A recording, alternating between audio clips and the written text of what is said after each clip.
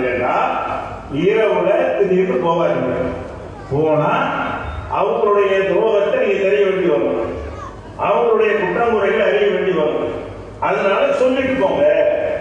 சொல்லிட்டு போனோம்னு சொன்னா அவங்க அலர்ட்டா இருப்பாங்க என்பதை தவிர இதில் அர்த்தம் இருக்க முடியாது. அப்ப நபிகள் நாயகம் ஸல்லல்லாஹு அலைஹி வஸல்லம் சொல்லிட்டு போனா அவங்க அலர்ட்டா இருப்பாங்க. என்னன்னு விளங்குது? ஏன் இந்த கொச்சன் விளங்குதா? அவர் அலர்ட்டா இல்லாம போயிட்டார்ல, சொல்லாம கொள்ளாம ரெக்கார்ட் பண்ணிட்டாங்க, வெளியவும் வந்துருச்சு, மறைக்கிறதுக்கு வழியே இல்லை, குடுமி மட்டும் தெரியறது இல்லாம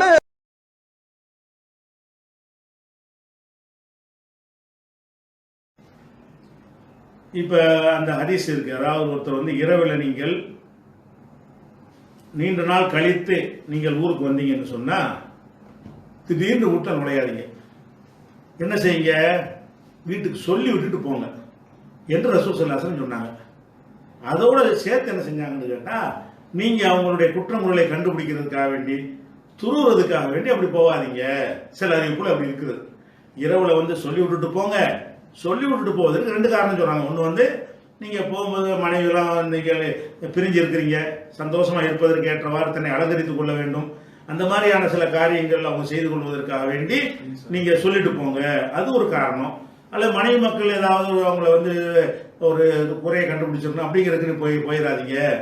இப்படி ரெண்டு காரணத்தை சொல்லி ரசூல் ஸல்லல்லாஹு அலைஹி வஸல்லம் சொன்னாங்க. இந்த ஹதீஸை நம்ம வேற ஒரு நோக்கத்துக்காக வேண்டி நெஞ்சம் ஒரு கேள்வி பதில் சொன்னோம்.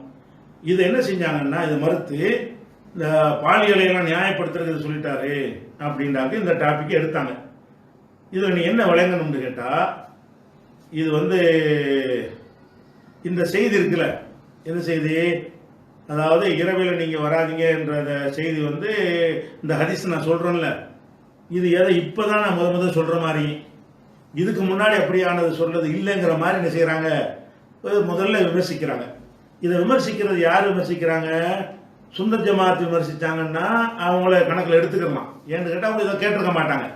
இதை யார் விமர்சிக்கிறாங்கன்னு கேட்டா, நம்மோடு பயணித்தவர்கள் வந்து இந்த ஹதீஸையெல்லாம் இவர் ஆதாரமா சொல்றாரு. எதுக்கு சொல்றாரு தெரியுமா? பொண்டாட்டி மரம் எப்படி வேணாலும் போட்டுங்கிறதுக்காக வேண்டி இவர் சொல்றாரு அப்படின்னு சொல்றாங்க. ஆனா இது வந்து 2010ஆம் ஆண்டு வந்து குடும்பவியல் என்கிற தலைப்புல ரமலானில் நான் உரை நிகழ்த்திருக்கிறேன். அந்த உரை நிகழ்த்தும் பொழுது இதே ஹதீஸ நான் என்ன செய்யறேன், இதே ஹதீஸ இதே அர்த்தத்துல இரவு நேரத்துல நீங்க வந்து திடீரென்று வீட்டுக்குள் போவாதீர்கள் இரவுல. அதுவும் எப்ப ரசூலுல்லாஹ் சொல்றாங்கன்னு கேட்டா, நீங்கள் நீண்ட காலம் வெளியூர்ல இருந்து வந்தால், நீண்ட காலம் வெளியூர்ல இருந்து வந்தீர்களே ஆனால் திடீர்னு வீட்டுக்குள்ள போயிடக்கூடாது. ஏன் போனீங்க என்று சொன்னா அவங்களுடைய சில குறைகளை நீங்கள் பார்க்க வேண்டி வந்துவிடும். அதாவது மீனிங் வழங்குற எப்படி இல்லற வாழ்க்கை போகணும்னு சொல்லி தப்பு கூட இருக்கலாம். நம்மளுக்கு அல்லாவா கொண்டாந்து காட்டினா எடுத்துக்கிற அளவுல நம்ம போகணுமே தவிர, திடீர்னு எந்த ஒரு 25 நாள் வெளியூர்ல இருந்துட்டு திடீர்னு போய் கதவை தட்டு போய் நின்றா வேற ஏதாவது ஒரு வேற மாதிரி நீங்கள் விரும்பத்தகாத ஒரு நிலையை கண்டுவிட்டால் அப்ப நரகமா போயிடும். அதனால வந்து நீண்ட காலம் போயிட்டு வரக்கூடிய ஆளுக்கு வீட்டுக்கு மெசேஜ் வச்சுட்டு போங்கிறாங்க. எதுக்கு? இதுல வாய்ப்பு கூட இருக்கிறது. இந்த மாதிரி ஒரு நீண்ட காலம் இருந்துட்டு வரும்பொழுது போனா அது கூட அப்படி துருவுற மாதிரி போயிட வேண்டாம். அது மாதிரி ஒரு டவுட் வந்து ஆதாரம் வந்து அப்படி போகணுமே தவிர, அது போக என்ன தெரியுமா, அவன் என்னப்பா வெளியூர்ல இருந்து வர்றாரு, சாமத்துல 15 நாள் சென்று வர்றேன்னு சொல்லிட்டு 12 நாளுக்கு வந்தாரு. அவளுக்கு என்ன வரும்? சண்டை வருமா இல்லையா? 15 நாளுக்குள்ள வர்றேன்ட்டு போறீங்க, திடீர்னு 12 நாள் திடீர்னு நுழைஞ்சு. அவன் நினைப்பா, இவனுக்கு என்னமோ நம்ம மேல சந்தேகம், 12 நாள் அதுக்கு வந்தான், 15 நாள் சொல்லிட்டு தானே போனான்னு அதுவும் நடமா போயிரும்ல. அப்ப வந்து என்ன வேண்டாலும், அதனால எதையெல்லாம் கவனிக்கிறாங்க, இந்த மாதிரி வெளியூர்ல இருந்து வந்து திருப்பி நுழைஞ்சிடாதீங்க, வெளியூர்ல இருந்து வர்றாங்க மெசேஜ் வச்சுட்டு. அது எதுக்கு சொல்றாங்க? அது வந்து எல்லாம் வந்து மேக்கப் பண்ணி அலங்கரித்துக் கொள்வதற்கு சொன்னாங்க இன்னொரு சந்தர்ப்பத்தில். இதுல என்ன சொன்னாங்கன்னு கேட்டா, எத்தகவனும் எழுத்தமிஸ் அசராத்தியும், குடும்பத்தில் உள்ள குறைபாடுகளை அவன் வந்து தேடி திரிவதற்காக வேண்டி ராத்திரில போய்விட வேண்டாம். அல்ல இந்த மாதிரி பெரிய பாரதூரமான விஷயங்கள் வைங்க, அத வந்து சினிமாவுக்கு போயிருப்பாங்கன்னு வைங்களேன், நீங்க வீட்டுக்கு போறீங்க, சினிமாவுக்கு போகக்கூடாதுன்னு சொல்லி வச்சிருக்கிறீங்க, திடீர்னு ஒரு நாள் வந்து 2 பிள்ளை குட்டிலாம் கூடி சினிமாவுக்கு போயிட்டாங்க போம்ல. இப்ப என்ன ஆயிரும் உங்களுக்கு? என்ன இதுதான் தேவை, நம்ம இருக்கும்போது கண்ட்ரோலா இருக்கிறதா சரி, சினிமாவுக்கு போற செய்தி தெரிஞ்சா அப்புறம் கண்டிச்சுக்கிடுவோம். இப்படிலாம் வந்து தெரியாத விஷயங்கள், நீங்கள் எதிர்பார்க்காத விஷயங்கள்லாம் வீட்டுல காண வேண்டி வந்துடும். அது கூட அப்படி நடந்து எதுக்கு இதெல்லாம் உணவு சொல்றாங்க? குடும்பம்ங்கிறது கட்டுறது கஷ்டம், கட்டுறது உடைக்கிறது லேஸ். குடும்பத்தை கட்டி அமைப்பது என்பது என்னது ரொம்ப கஷ்டம். ரெண்டு பேருடைய உணர்வு ஆசை எல்லாமே ஒத்து போறது என்பது ரொம்ப ரொம்ப சிரமமான ஒரு விஷயம். அதுக்கு பிறகு குழந்தை குட்டின்னு வந்துருச்சுன்னு சொன்னா ஒன்றும் பண்ண முடியாது. இந்த குழந்தை நிலை எண்ணி பார்த்தா ரெண்டு பேர் பிரிஞ்சுட்டாங்கன்னு சொன்னா அந்த குழந்தைகளுடைய நிலைமை என்னவாகும்? இவங்களுடைய நடத்தையினால இவங்களுடைய ஏதாவது பிளவு ஏற்பட்டுச்சுன்னா பாரதூரமான விளைவு ஏற்பட்டுமா இல்லையா? அதுக்கெல்லாம் இடம் கொடுக்க கூடாதுங்கிறதுக்கு தான் இதையெல்லாம் ரசூல் ஸல்லல்லாஹு அலைஹி வஸல்லம் அவர்கள் நமக்கு எச்சரிக்கை. இந்த குடும்ப வாழ்க்கை சந்தோஷமா போயிட்டு இருக்கிறதுல நான் இந்த ஹதீஸ சொன்னது இதுவரைக்கும் சொல்லாம தேடி பிடிச்சி இந்த பெண்கள் தப்பா நடந்தாலும் பிரச்சனை இல்லை என்பதற்காக வேண்டி இப்ப அதை சொல்றாருங்கிற மாதிரி தௌஹீத் ஜமாத் செய்து ஒரு பிரச்சாரம் பண்ணுகிறது. அப்படியானால் இந்த குடும்பவியல்ங்கிற அந்த சீடியை வித்து சம்பாதிச்சீங்களா? நீங்க அதே பரப்புனீங்க. இந்த குடும்பவியல்ல நான் பேசினதை வைத்து அதே மாதிரி சில குடும்பவியல் மாநாட்டில் இதையே மற்ற தாயில் பேசுனீங்களே, அது எப்படி? அப்ப இது ஒரு ஹதீஸ் இருக்குது உங்களுக்கு தெரியுது, இது பிழை இல்லாத ஹதீஸ் என்று தெரிகிறது. இந்த ஹதீஸ் இந்த கருத்தையும் சொல்கிறது என்று உங்களுக்கு தெரிகிறது. அப்படி சொல்லும் பொழுது உங்களுக்கு எந்த விதமான அது தவறாக இன்னைக்கு தோன்றவே இல்லை. அது ஹதீஸாக நீங்க மதிச்சீங்க. இப்ப என்ன, ஒரு மனுஷன் மீது வெறுப்பு வந்தவன நம்ம காசு பணத்தை கேள்வி கேட்கிறான், மார்க்கத்தில் போய் சொல்றது கேள்வி கேட்கிறான், மட்டக்கிறதுக்கு இது நல்ல வசம் மாட்டிக்கிருச்சு, இவன் விபச்சாரத்தை ஆதரிக்கிறான்னு சொல்லிவிட்டா எடுபடும் அப்படிங்கிறது தானே ரசூலுக்கு எதிராக கவுண்டர் கொடுக்குறாங்க. அப்ப இந்த தௌஹீத் ஜமாத் எண்ணத்தில் உள்ளவர்கள் இத்தனை வருஷமா இந்த ஹதீஸ் சொல்லிக்கிட்டு இருக்கிறோம், பல வருஷமா பிரச்சாரம் பண்ணிக்கிட்டு இருக்கிறோம். இதுவரைக்கும் ஒரு அமர்வுல ஒரு கூட்டத்துல இந்த ஹதீஸ் சரியில்லைன்னு சொல்லியிருந்தீங்களா? இந்த கருத்து தரலன்னு பேசியிருப்பீங்களா? நம்ம ஃபர்ஸ்ட் விஷயம் என்னது, இந்த ஹதீஸ் 8 ஆண்டுகளுக்கு 2018 வருஷம் ஆச்சா, 8 வருஷத்துக்கு முன்னாடி பேசப்பட்டு 8 வருஷமா இந்த சீடியை வித்து வித்து வித்து மக்களுக்கு கொடுத்து குடும்பவியல் தான் அதிகமா வித்த சீடிகள் தொடரல. அது ஒண்ணு ரமலான் ஃபுல்லா இஸ்லாமுக்கு ஒரு குடும்பவியல்ங்கிற தலைப்புல பேசணும். அதுல உள்ள ஒரு பாயிண்ட் தான் இது ஃபர்ஸ்ட் விளைவிக்கிறங்க. அப்ப இது கெட்ட நோக்கத்தில் சொல்றாங்க.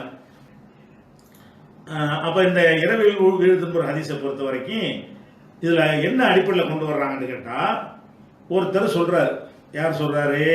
சுஃபியான் என்பவரை இந்த ஹதீஸை அறிவிக்கும் பொழுது அவர் என்ன செய்யறாருன்னு கேட்டா, பெண்களுடைய குறைகளை துருவுவதற்காக வேண்டி நீங்க இரவுல போகாம திடீர்னு போவாதீங்க என்று சொன்னார்னு பல ஹதீஸ் இருக்கிறது.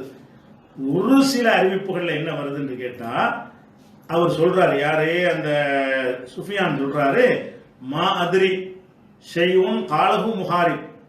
இந்த வார்த்தை அவங்களுடைய குறைகளை துருவதற்காக என்கிற இந்த வார்த்தையை முஹாரிப் என்பவர் சுயமாக சொன்னாரா, அவ் ஷைஉன் ஹோஃபில் ஹதீஸ், அல்லது ஹதீஸ்ல உள்ள ஒரு வாசகமா என்று எனக்கு தெரியாது.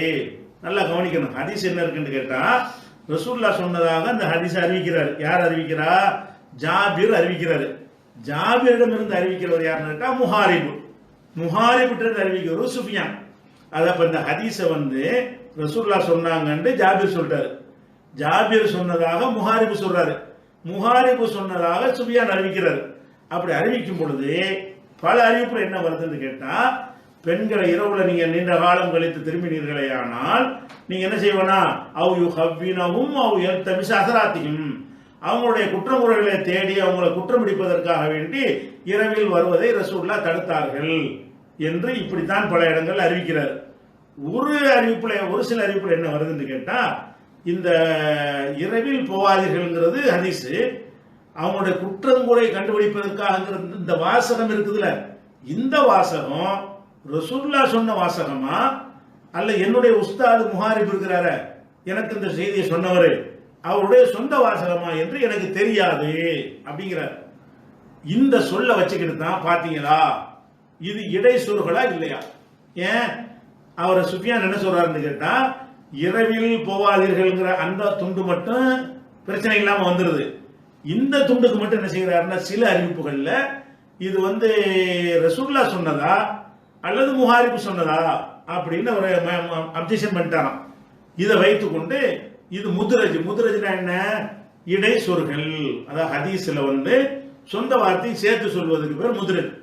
இப்படி என்ன செய்யறாங்க, விளக்கம் சொல்லி இந்த ஹதீஸ் சரி புதுசா இப்பதான் சொல்றோம், முந்தி சொன்னதுல இது வரைக்கும் இதுதான் ஹதீஸ்னு முதுரஜ்னு சொல்லிட்டாங்க. முதல் விஷயம், ஹதீஸ்ல முதுரஜ்னு ஒரு வகை இருக்கிறது.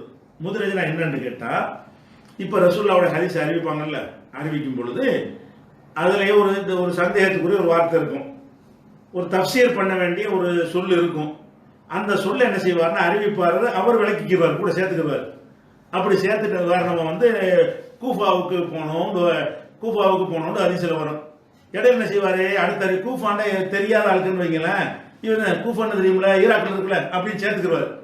அந்த ஹதீஸ்ல அது இருக்காது. அந்த சொல்லும் பொழுது கேட்கிறவருக்கு டவுட் வரும் என்று நினைத்தாரையானால் அதுக்கு ஒரு விளக்கத்தை செய்வாரு, சேர்த்து சொல்லுவார். அது அந்த ஹதீஸ் மாதிரியே சேர்ந்து வரும். ஹதீஸ் நுணுக்கமா ஆய்வு செய்யறவங்க என்ன செய்வாங்கன்னு கேட்டா, இது ஹதீஸ், இது விளக்கத்துக்காக அறிவிப்பாளர் சொன்னது அப்படின்னு பிரிச்சு அறிவிப்பாங்க. முத்தரஜனா வேணும்னு சொல்றதுல, வேணும்னு கேட்டா பொய்யனா போயிருவாங்க. ஹதீஸ்ல வந்து இல்லாத ஒண்ணு, ரசூல்லா சொல்லாத ஒண்ணு ரசூல்லா சொன்னதாக ஒருத்தர் சொல்லிட்டாருன்னு வைங்க, வேணும்னு சொல்லிட்டாருன்னா இட்டு கட்டாருன்னு வந்துடும். வேணும்லாம் சொல்றது இல்ல. அதை சொல்லும் போது அந்த வார்த்தையை முன்ன பின்ன அடுத்த அறிவிப்பாளர் கவனிக்காம சொல்லையில ரசூல்லா சொல்லாத ஒன்றை ரசூல்லா சொன்ன மாதிரி அப்படி வந்துடுற மாதிரி ஹதீஸ்கள் அமைஞ்சிடும். இது வந்து முதரஜின்னு சொல்லுவாங்க. இதை புரிஞ்சுக்கிறதா இருந்தா என்ன செய்யணும்னு கேட்டா, ஒரு ஹதீஸை எடுத்துக்கோங்களேன். புகாரில் ஒரு ஹதீஸ் இருக்குது. என்ன ஹதீஸ் இருக்குன்னா, ஒரு அடிமை இருக்கிறான். அடிமைன்னா மனுஷனுக்கு அடிமையா இருந்தாங்கல்ல, அந்த அடிமை. ரசூல் ஸல்லல்லாஹு அலைஹி வஸல்லம் காலத்துல எஜமானர்களுக்கு மனுஷன் அடிமையா இருப்பாங்க. அடிமையா ஒருத்தர் சாலிகான அடிமையா இருந்தாருன்னா அவருக்கு 2 கூலி இருக்கிறது ரசூலுல்லாஹ் சொன்னாங்க. என்ன 2 கூலி? அல்லாஹ்வுடைய யார் கையிலே உயிர் இருக்கு அவன் மீது ஆணையாக அல்லாஹ்வுடைய பாதையில ஜிஹாது செய்ய வேண்டும் என்பதும், ஹஜ் செய்ய வேண்டும் என்பதும், என் தாயாருக்கு நன்மை செய்ய வேண்டும் என்பதும் இல்லாமல் இருந்தால் நான் வந்து அடிமையா இருந்து மௌத்தாவதை தேர்ந்தெடுத்திருப்பேன் என்று ரசூலுல்லாஹ் சொன்னாங்க அப்படின்னு சொல்லி இது புகார்ல இருக்குது. ரசூலுல்லாஹ் சொன்னதாக அபூ ஹுரைரா அறிவிக்கிறார். என்ன அறிவிக்கிறாரு? ரசூலுல்லாஹ் சொன்னதாக அறிவிக்கிறாரா? கவனிங்க, ரசூலுல்லாஹ் சொன்னதாக அறிவிக்கிறார். என்ன அறிவிக்கிறாரு? ஒருத்தன் அடிமையா இருந்தான்னு சொன்னா அவனுக்கு 2 கூலி. எதுக்கு 4 கூலி? சாலிகான அடிமை, அல்லாஹ்வுக்கும் அடிமையா இருக்கிறான், எஜமானுடைய கட்டளை நிறைவேற்றுறான். அந்த அல்லாஹ் நம்மளை அடிமை ஆக்கிட்டானே என்பதற்காக வேண்டி அப்படி செய்யறதுனால அவனுக்கு 2 கூலி உண்டு என்று ரசூலுல்லாஹ் சொன்னாங்களாம். சொல்லிட்டு அவர் சொல்றாரு, ரசூலுல்லாஹ் சொன்னதாக அடிமையா இருந்தா ஜிகாத் பண்ண முடியுமா? முடியாது, எஜமான் விட மாட்டான். அடிமையா இருந்தா ஹஜ்ஜுக்கு போக முடியுமா? விட மாட்டான். அடிமையா இருந்தா தாய் தந்தையை நான் கவனிக்கிறேன் விடுவானா? விட மாட்டான். அப்ப ஜிகாது செய்வதும் ஹஜ்ஜு செய்வதும் தாயாருக்கு நன்மை செய்வதும் என்று இல்லை என்று சொன்னால் நானே அடிமையா இருக்கிறதை விரும்புவேன் ரசூலுல்லாஹ் சொன்னாங்கன்னு வருது. இது ரசூலுல்லாஹ் சொல்லியிருப்பாங்களா? ரசூலுல்லாஹ் சொன்னாங்கன்னு ஹதீஸ்ல இருக்குது, புகார்ல இருக்குது. இது ரசூலுல்லாஹ் சொல்லியிருப்பாங்களா? சொல்ல மாட்டாங்க. ஏன் சொல்ல மாட்டாங்கிறோம்? ரசூலுல்லாஹ் உம்மாவே இல்லை. ரசூல் ஸல்லல்லாஹு அலைஹி வஸல்லம் வந்து தாயாருக்கு நன்மை செய்யறதுக்காக வேண்டி தான் நான் அடிமை இல்லைன்னா சொல்லும்போது உம்மா இல்லையே, தாய் இல்லையே, சின்ன பிள்ளைங்க தாய் இழந்துட்டாங்களே. ரசூல் ஸல்லல்லாஹு அலைஹி வஸல்லம் அவர்களுக்கு தாயாரை கவனிக்கக்கூடிய ஒரு சான்ஸ் எல்லாம் கொடுக்கவே இல்லை. அப்ப தாயார் வந்து சின்ன வயசுல தாயாரை இழந்ததுனால எங்க அம்மாவை நான் கவனிக்கணுங்கிறதுக்கு தான் நான் அடிமையா இருக்க விரும்பல, இல்லாட்டி நானும் அடிமையா இருந்திருப்பேன். அம்மாவே இல்லையே. அப்ப இந்த கருத்தை பாக்குறாங்க. என்னடா ரசூலுல்லாஹ் சொன்னாங்கன்னு அபூ ஹுரைரா சொல்றாரு. இது ரசூலுல்லாஹ் சொல்லியிருக்க இயலாது. ஆனா ரசூலுல்லாஹ் சொன்ன சனதெல்லாம் கரெக்டா தான் வருது, எல்லாம் கரெக்டா வந்துகிட்டே இருக்கிறது. அப்ப என்ன செய்யறாங்கன்னு கேட்டா எல்லாம் ஆராய்ச்சி பண்றாங்க. ஆராய்ச்சி பண்ணி இது வந்து அபூ ஹுரைரா சொல்லியிருக்காங்க, ரசூலுல்லாஹ் சொல்லியிருக்க முடியாது. அறிவுலாம் சரியா இருக்கு. ரசூலுல்லாஹ் சொன்னார்னு அவர் சொன்னாலும் அபூ ஹுரைரா சொன்னார் என்பதை தான் கால ரசூலுல்லாஹ்னு அதை சேர்த்துக்கிட்டாங்க. இது ரசூலுல்லாஹ்வுடைய சொல்ல இருக்க முடியாதுன்னு முடிவு எடுக்கிறாங்க. இதான் முத்ரஜிங்கிறது. அதாவது ரசூலுல்லாஹ் சொல்லாத ஒன்றை, அபூ ஹுரைரா சொன்ன ஒன்றை ரசூல் சொல்லு மாதிரி கொண்டாந்து போட்டுருக்கு பாருங்களேன். ஹதீஸ் நேரடியா பார்த்தா அந்த அர்த்தம் புகாரில 2548வது ஹதீஸ் 2548 பாருங்க. அப்ப இது என்ன செய்வாங்கன்னா இடைச்சர்கள், இது வந்து ரசூலுல்லாஹ் சொன்னது இல்ல, ஆனா கரெக்ட் சனதெல்லாம் கரெக்டா இருக்கும், இப்படி கண்டுபிடிப்பாங்க. இதுதான் முத்ரஜிங்கிறது. இப்படி காரணத்தோடு இருக்கணும். அப்ப எப்படி இருக்கணும்? இந்த கருத்து வந்து டேஞ்சரானதா இருக்கணும். இதையா ரசூலுல்லாஹ் சொல்லியிருப்பாங்க. அப்படி இருந்தா அப்ப என்ன முடிவு பண்ணுவாங்க? இது இடைச்சர்களே, வேணும்னு சொல்லியிருக்க மாட்டாங்க. அபூ ஹுரைரா சொல்லியிருக்கலாம், அவர் விரும்பியிருக்கலாம், எங்க அம்மாவுக்கு நான் பணிவிடை செய்யணுங்கிறதுக்காக வேண்டி நான் ஆசைப்பட்டதுனால இல்லை நானும் அடிமையா இருந்திருப்பேன் அப்படின்னு அபூ ஹுரைரா அவருடைய கருத்தை சொல்லியிருக்கலாம். அவர் சொன்ன மார்க்கமாவாது. அவர் சொன்னார்னு சொல்லிட்டு தள்ளி விட்டு போயிட்டு இருக்க வேண்டியதான். அவர் சொன்னதுனால பின்பற்ற வேண்டுங்கிற அவசியம் வராது. அபூ ஹுரைராவுடைய சொல்லாக எடுத்தோமே ஆனால் நமக்கு பஞ்சாயத்து கிடையாதுங்க, அதை ஃபாலோ பண்ண வேண்டிய அவசியம் கிடையாது. ரசூலுல்லாஹ் சொன்னீங்கன்னு சொன்னா ஃபாலோ பண்ணணுங்கிறது ஒண்ணு வரும். ரசூலுல்லாஹ்வுடைய வரலாறுக்கு மாத்தமா இருக்குது. ரசூலுல்லாஹ்வுடைய வரலாறு என்ன? அவங்க அம்மா இல்லைங்கிறது, அவங்க சின்ன வயசுல தாயை இழந்துட்டாங்கிறது ரசூலுல்லாஹ்வுடைய வரலாறு. அப்ப மதீனாவில் இருக்கும்போது நபி ஆனபிறகு சொல்றாங்கன்னு கேட்டா நபியாகும் போது எங்க அம்மா இருந்தாங்க. இதான் முதல் கண்டுபிடிக்கிறது. கருத்தை வச்சு என்ன செய்வாங்க, அப்படி கருத்தை வச்சு கண்டுபிடிப்பாங்க.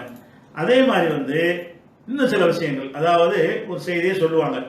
இப்போ உதாரணத்துக்கு எடுத்துக்கிறோமே, இப்போ மாதவிடாய் நேரத்தில் நோன்பை விட்டுருவாங்க. யாரு? ரசூலுல்லாஹ்வுடைய மனைவிமார்கள் எல்லாரும் விடுற மாதிரி. அதை எப்போ நோக்கணும்? ரமலானில் 5 நோன்பு விட்டுச்சுன்னு வைங்களேன், அடுத்த மாதம் வச்சிருக்கணும், அதுக்கு அடுத்த மாசமா வச்சிருக்கணும், அதுக்கு அடுத்த மாசமா வைக்கணும், இந்த வைக்கிறேன் அந்த வைக்கிறேன் அந்த வைக்கிறேன்னு சொல்லி இழுத்துக்கிட்டு போய் எப்போ வைப்பாங்க? ஷாபான்ல தான் வைப்பாங்களாம். அடுத்த ரமலான் வரப்போகுதுன்னு பதிக்கிட்டு, அதாவது ரமலான்ல விடுபட்ட நோன்பை அடுத்த ரமலானுக்கு முந்தின மாசம் இருக்கிற ஷாபான் அப்பதான் நாங்க வைப்போம் அப்படின்னு ஆயிஷா நாயகி அறிவிக்கிறாங்க. ஒரு ஹதீஸ் இது முஸ்லிம்ல 2743 வருது. இதை சொல்லும் போது இதை அறிவிக்கிற எப்படி சொல்றாருன்னு கேட்டால், எதனால் இப்படி செய்வோம் என்று கேட்டால், அஷ்ஷுகுலும் என் ரசூலுல்லாஹி ஸல்லல்லாஹு அலைஹி வஸல்லம், ரசூல் ஸல்லல்லாஹு அலைஹி வஸல்லமுடைய பணிகளை செய்வதுதான், அதுல நாங்கள் ஈடுபட்டதுதான் இது காரணம். எதுக்கு அவனுடைய லேட் ஆயிரும் கேட்டா ரசூலுல்லாஹ் கவனிக்கணும் போகணும், அதனாலதான் அப்படின்னு சொல்லி ஆயிஷா நாயகி சொன்னதாக இந்த ஹதீஸ் வருது. அப்ப ஆயிஷா நாயகி சொன்னதா வரும்போது இந்த சொல்ல சொன்னது யாரு? ஆயிஷா நாயகி. எப்படி நோன்பு ரமலான்ல நாங்க விட்டுருவோம், விட்டு நோன்பு அடுத்த ஷாபான்லாம் வைப்போம். என்ன காரணம்னு கேட்டா ரசூலுல்லாஹ்வுக்கு பணிவிடை செய்யும் போது வைக்க முடியாது, உங்களை கவனிக்கணும் போகணும், அதனால விடுபட்டு போயிடணும், அந்த விட்டுருவோம் அப்படின்னு அந்த ஹதீஸ்ல முஸ்லீம்ல இருக்குது.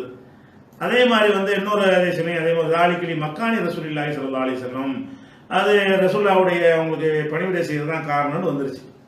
முஸ்லீம்ல இது அடுத்த ஹதீஸ். 3 ஹதீஸ் வரிசையா தான் வருது. இதே முஸ்லீம்ல 3வது ஹதீஸ் இதே விஷயம் வருது. இதை சொல்றது யாருன்னு கேட்டா யஹ்யா இப்னு ஸயீதுங்கிறவர் தான் எல்லாத்துலயும் அறிவிக்கிறார்.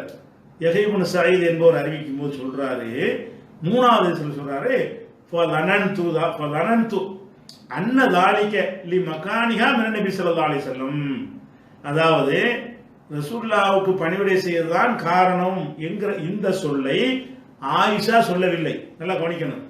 இதுவரைக்கும் நான் சொன்ன 2 அறிவிப்புல என்ன வருதுன்னு கேட்டா, ரமலானில் விடுபட்ட நோன்பை நாங்கள் ஷாபான்ல தான் அடுத்த ஷாபான்ல வைப்போம். எதனால் வைப்பார்கள் என்று கேட்டால் ரசூலுல்லாஹ்வுக்கு பணிவிடை செய்வதற்காக. இதுல 2 சொல் இருக்குங்கிறாங்க. எப்படி சொல்றாங்கன்னு கேட்டா, ரமலானில் விடுபட்ட நோன்பை ஷாபானில் வைப்போம் என்பது ஆயிஷா நாயகி சொல்லு. ஏன் அப்படி வச்சார்கள் என்று ஆயிஷா நாயகி சொல்லல.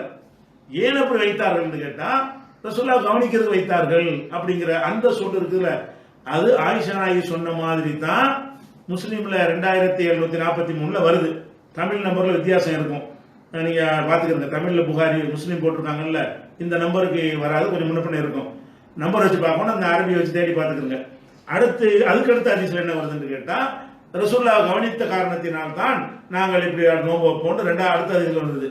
அதுக்கடுத்த ஹதீஸ்ல என்ன வருதுன்னு கேட்டா, இதை சொல்லிவிட்டு எப்படி வருது அந்த ஹதீஸ்னு கேட்டா, ரசூல் ஸல்லல்லாஹு அலைஹி வஸல்லம் காலத்துல எங்களுக்கு மாதவிடாய் நோன்பு விடுவிட்டு போயிடுறேன், அதை ரமலான்ல விடுபட்ட நோன்பை ஷாபான்ல வைப்போம் என்று ஆயிஷா நாயகி சொன்னார்கள். அதோடு முடிச்சுவிட்டு நான் நினைக்கிறேன் அவர்கள் ரசூலுல்லாஹ்வுக்கு பணிவிடை செய்த காரணத்தினால் தான் இப்படி தாமதமாக இருக்கும் என்று நான் நினைக்கிறேன் என்று யஹ்யா பின் ஸயீத் சொல்றார். அப்ப யஹ்யா பின் ஸயீதுடைய சொல்லுதான் ஆயிஷா நாயகி சொல்லு மாதிரி கலந்து வந்துருச்சு. 2 அறிவிப்புல என்ன வருதுன்னு கேட்டா, ரசூலுல்லாஹ்வை நாங்கள் கவனித்த காரணத்தினால் விடுபட்டுருச்சுன்னு சொல்லு ஆயிஷா சொல்லு மாதிரி வருது. இது மூணையுமே யஹ்யா தான் அறிவிக்கிறார். மூணையுமே அறிவிக்கிறாள் யாருன்னு கேட்டா யஹ்யா தான் அறிவிக்கிறாரு. 2 அறிவிப்பு பாத்தீங்கன்னு சொன்னா, ரசூலுல்லாஹ்வை நாங்கள் கவனித்த காரணத்தினால் என்ற வாசகம் ஆயிஷா சொல்லு மாதிரி வருது. இந்த ஹதீஸ்ல பாத்தீங்கன்னா அதோட ஆயிஷா நாயகி சொல்லு முடிஞ்சிருது. எதோட? நாங்கள் ரமலானில் விடுபட்ட நோன்பை ஷாபானில் தான் வைப்போம், முடிஞ்சு. அப்புறம் இவர் என்ன செய்யறாருன்னா, ஃபலனன்து நான் கருதுகிறேன். யார் சொல்றா? ஆயிஷா நாயகிட்ட இருந்து அபூ சலமாட்ட இருந்து அறிவிக்கக்கூடிய யஹ்யா இப்னு அபீ ஸயீத் என்பவர் யஹ்யா இப்னு ஸயீத் சொல்றாரு, ஃபலனன்து அன்ன தாலிக லி மகானிஹா மின நபி ஸல்லல்லாஹு அலைஹி வஸல்லம், ரசூலுல்லாஹ்வுக்கு அவங்க பணி செய்யற காரணமாகத்தான் இப்படி விட்டுருப்பாரு நான் நினைக்கிறேன். அப்ப ரசூலுல்லாஹ்வை கவனிப்பதற்காக என்ற அந்த சொல்லு இவருடைய சொல்ல அடுத்த அறிவிப்பாளர் என்ன பண்ணிட்டாருன்னா, கவனிக்காம ஆயிஷா சொல்லு மாதிரி சேர்த்து விட்டார். யஹ்யா கரெக்டா தான் சொல்லியிருக்காரு. யஹ்யா என்பவர் இந்த மாதிரி தான் எல்லாருக்கும் சொல்லி இருக்கிறாரு.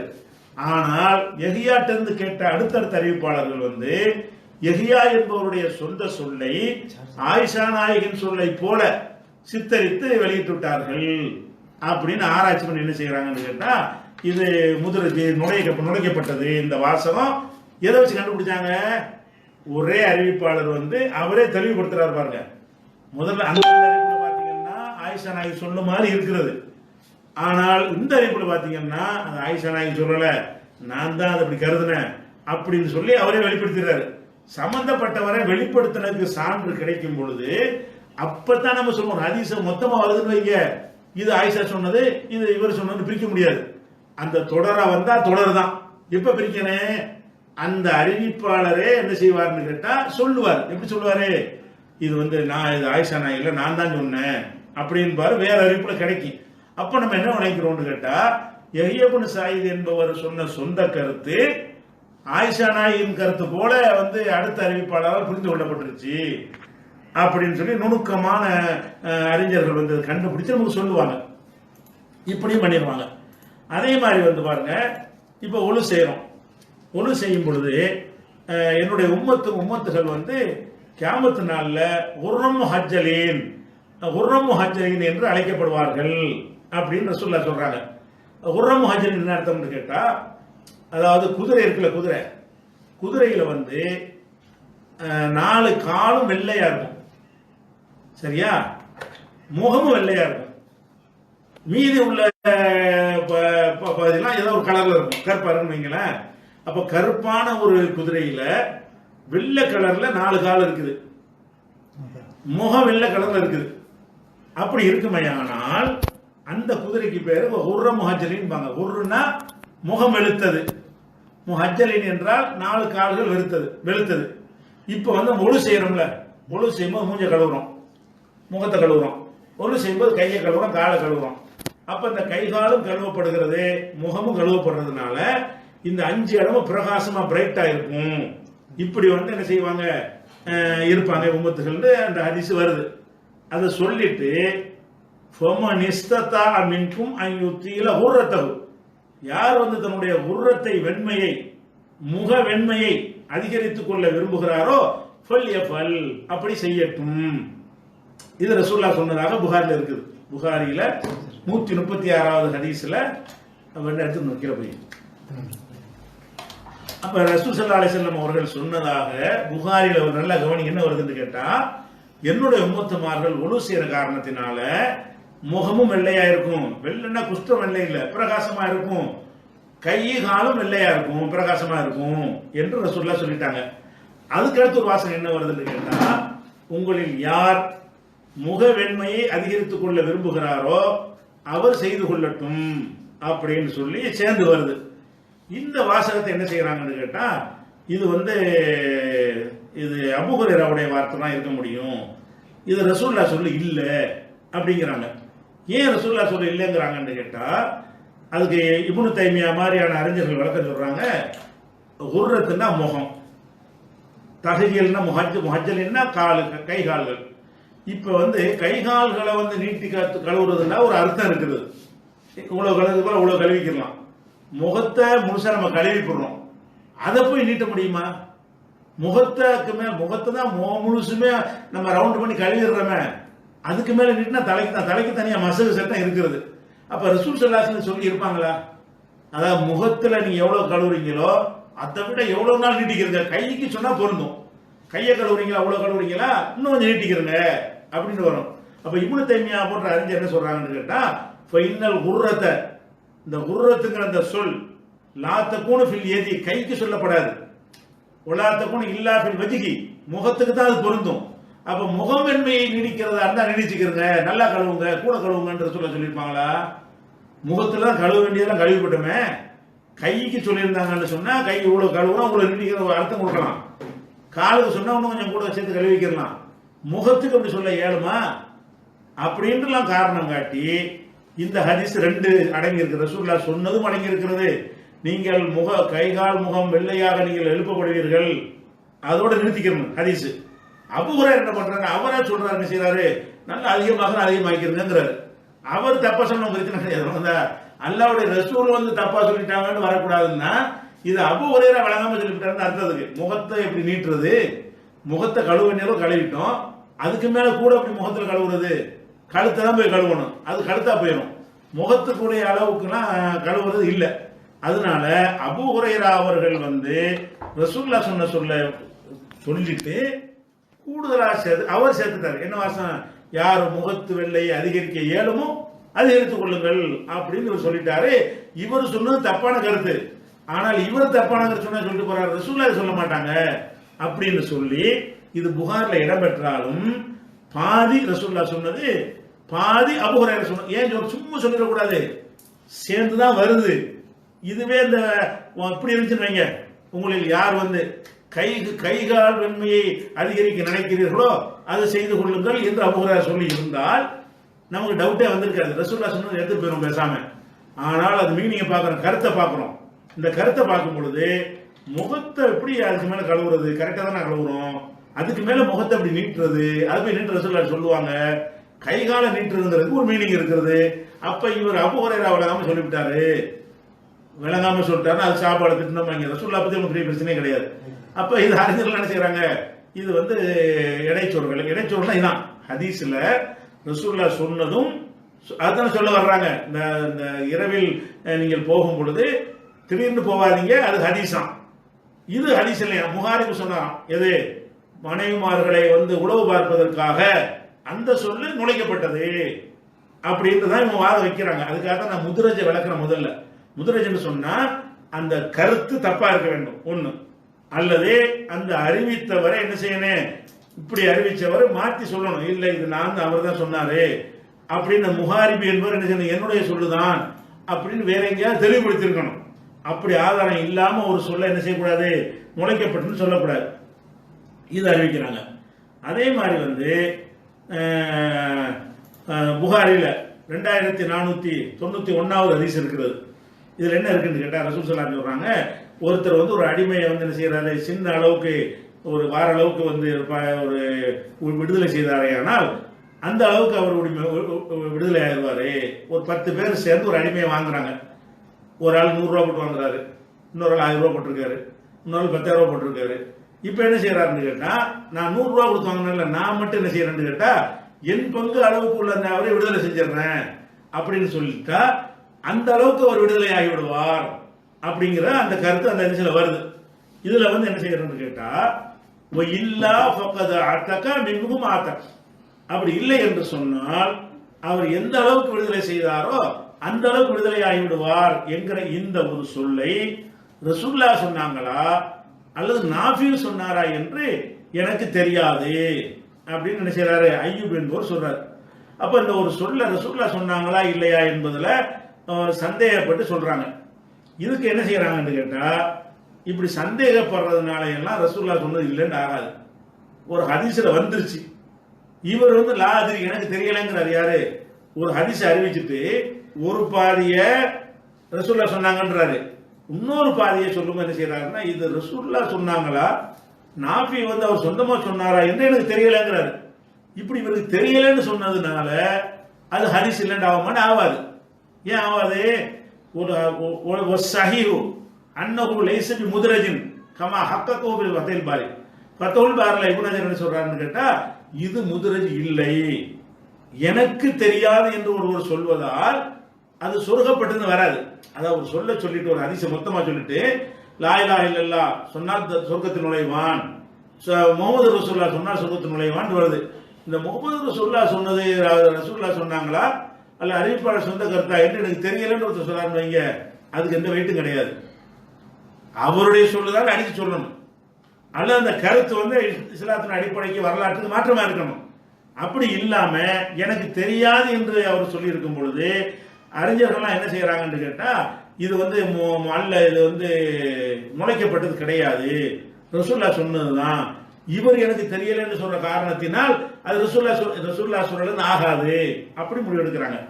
அதே மாதிரி வந்து இன்னொரு அதிசயம் எடுத்துக்கிட்டீங்கன்னு சொன்னா, இப்போ ரசூல் ஸல்லல்லாஹு அலைஹி வஸல்லம் என்ன செய்யறாங்கன்னா தொழுவிக்கிறாங்க. தொழுவிக்கும் பொழுது பின்னாடி உள்ளவர் என்ன செய்யறாரு, சத்தம் போட்டு ஓதுறாரு. ஓதுறோம்னா ரசூலுல்லாஹ் சலாம் கொடுத்து முடிச்சோடனே, என்னப்பா இந்த மாதிரி நீங்க போட்டு நீங்க குழப்பறீங்களப்பா, நீங்க ஓதுனதுனால எனக்கு டிஸ்டர்ப் ஆகுதுன்னு சொல்றாங்க. இந்த ஹதீஸ் இது வரைக்கும் ஹதீஸுங்கிற எல்லாம் ஒத்துக்கிறாங்க. இதை தொடர்ந்து என்ன வருதுன்னு கேட்டா, இப்படி ரசூலுல்லாஹ் சொன்ன உடனே மக்கள் எல்லாம் ரசூலுல்லாஹ் சத்தம் போட்டு ஓதுற ரக்காத்துகள்ல அவர்கள் நிறுத்தி கொண்டார்கள், ரசூலுல்லாஹ் சத்தம் இல்லாம ஓதுற ரக்காத்துல ஓதி கொண்டார்கள் அப்படின்னு ஒரு வாசகம் சேர்ந்து வருது. இந்த ஹதீஸை வச்சு என்ன செய்யறாங்கன்னு கேட்டா அறிஞர்கள் வந்து ஆய்வு இந்த மொத்த ஹதீஸுமே அபூ ஹுரைரா சொன்னதா அல்லது இந்த பின்னாடி உள்ள வாசகம், அதாவது எப்படி வருதுன்னு கேட்டா சத்தம் போட்டு ரசூலுல்லாஹ் தொழுதார்கள் அபூ ஹுரைரா அறிவிச்சா ஹதீஸ் ஆயிடுது. ஏன்னா ரசூலுல்லாஹ்வுடைய செயலை பத்தி சொல்றாருல, ரசூலுல்லாஹ் தொழுவிக்கிறாங்க, பின்னாடி உள்ளவங்களும் சேர்ந்து ஓதுறாங்க. தொழுது முடிச்ச ரசூலுல்லாஹ் கண்டிக்கிறாங்க, யாருக்கு ஓதுனீங்கன்னு கேட்கறாங்க. ஏன் நீங்க ஓதுறது டிஸ்டர்ப் ஆகுதுன்னு சொல்றாங்க. இதோட ஹதீஸ் முடிஞ்சிருச்சு. இவ்வளவுதான் அபூ ஹுரைரா சொன்னது. மக்கள் அதோட விட்டு விட்டார்கள் என்கிற அந்த வாசகம் அபூ ஹுரைராவுடைய கருத்து அல்ல, அடுத்த ஒரு அறிவிப்பாளருடைய இடைச்சல்கள் அப்படிங்கிற அடிப்படையில் முடிவெடுக்கிறாங்க. எதை வச்சு முடிவெடுக்கிறாங்கன்னு கேட்டா அது ஒரு காரணத்தோடு முடிவெடுக்கிறாங்க. எப்படின்னு கேட்டா ஜுஹ்ரி சொல்றாரு, ஜுஹ்ரி என்பவர் வேற ஒரு அறிவிப்புல சொல்றாரு, இந்த மாதிரி நீங்கள் ஓதியது எனக்கு இடைஞ்சலா இருக்கின்ற ரசூலுல்லாஹ் சொன்ன உடனே ஜுஹ்ரி சொல்றாரு, கால ஜுஹ்ரி, ஜுஹ்ரி சொல்கிறார், ஃபத்தாலல் முஸ்லிமுன பிதாலிக, முஸ்லிம்கள் இதுல பாடம் படித்துக் கொண்டு அதுக்கு பிறகு ஓது நிப்பாட்டி விட்டார்கள்.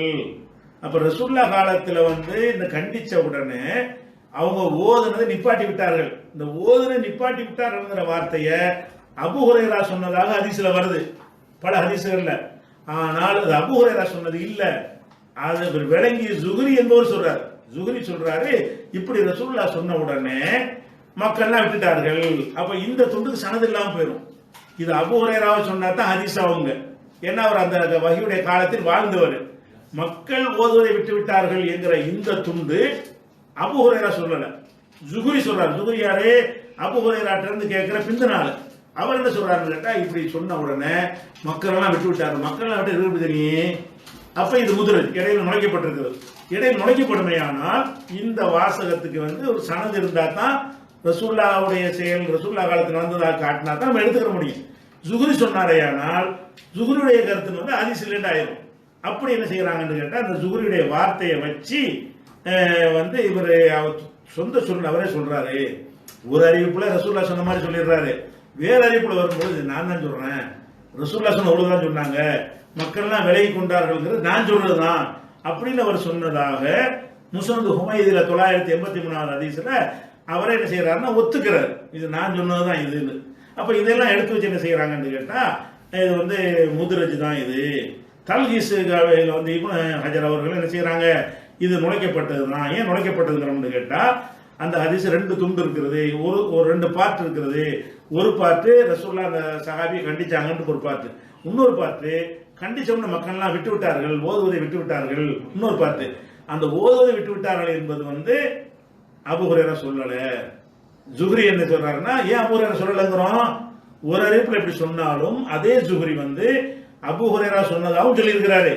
இன்னொரு அறிவிப்புல இப்படி ரசூலுல்லாஹ் சொன்ன உடனே நான் சொல்லுகிறேன் மக்கள் எல்லாம் விலகி விட்டார்கள் என்று சொல்லி அவர் என்னுடைய சொல் என்று சொல்லுகிறார்.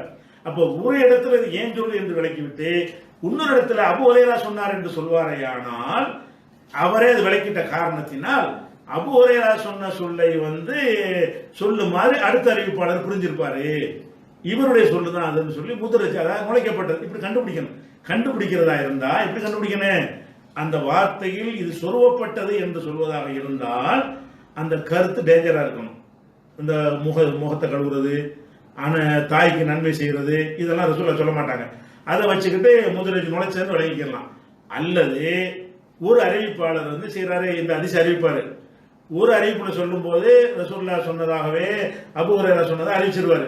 இன்னொரு அதை தேடி பார்த்தோம்னு சொன்னா நான் தான் இதை சொன்னேன், நான் நினைக்கிறேன் அப்படின்னு அந்த வார்த்தையை இவர் சொல்லுவாரு. அப்ப ஒரு தடவை பிரிச்சு காட்டுறாரு, ஒரு தடவை பிரிக்காம காட்டுறாரு. அப்ப நம்ம என்ன விளங்கிக்கிறோம், இவரே சொல்றாரு நான் தான் சொல்றேங்கிறாரு. அப்ப நான் தான் சொன்னேன் இங்க சொன்னதுனால அதுல நான் தான் சொன்னேன்னு சொல்லாம இருந்தாலும் இதை வச்சுக்கிருவோம். அபூ ஹுரைராவுடைய அது முடிஞ்சிருச்சு. அதாவது ரசூலுல்லாஹ் கண்டித்தார்கள், முடிஞ்சிட்டு மக்கள் விலகி கொண்டார்கள் அபூ ஹுரைரா சொல்லல. யார் சொல்றா? ஜுஹ்ரி சொல்றாரு. இது நுணுக்கமான விஷயம், நீங்க புரிந்து கொள்வதற்காக சொல்றேன். ஒரு நூறு போதும். இப்படி வச்சு என்ன செய்யலாம், கண்டுபிடிக்கலாம். அது ஒரு விஷயம். அதுக்கப்புறம் இன்னொரு சில வாசகம் இருக்குன்னு வைங்களேன். இப்போ ரசூல் ஸல்லல்லாஹு அலைஹி வஸல்லம் அவங்க வஹி ஆரம்பிக்கிற ஹதீஸ் இருக்குல்ல, வஹி எவ்வாறு ஆரம்பித்ததுங்கிற ஹதீஸ், அந்த ஹதீஸ் புகாரியில் 6982 ஒரு உதாரணத்துக்கு ஒன்று சொல்ல நிறைய வருது. அதில் என்ன வருதுன்னு கேட்டால் ரசூல் ஸல்லல்லாஹு அலைஹி வஸல்லம் அவங்க வந்து அந்த ஹிராவுக்கு போவாங்க, பல இரவுகள் அங்கே தங்கியிருப்பாங்கன்னு வரும்பொழுது அதில் என்ன செய்கிறாங்கன்னா ஃபயத்தஹன்னஸு ஃபீஹி, அதில் தவம் இருப்பார்கள் அப்படின்னு வருது.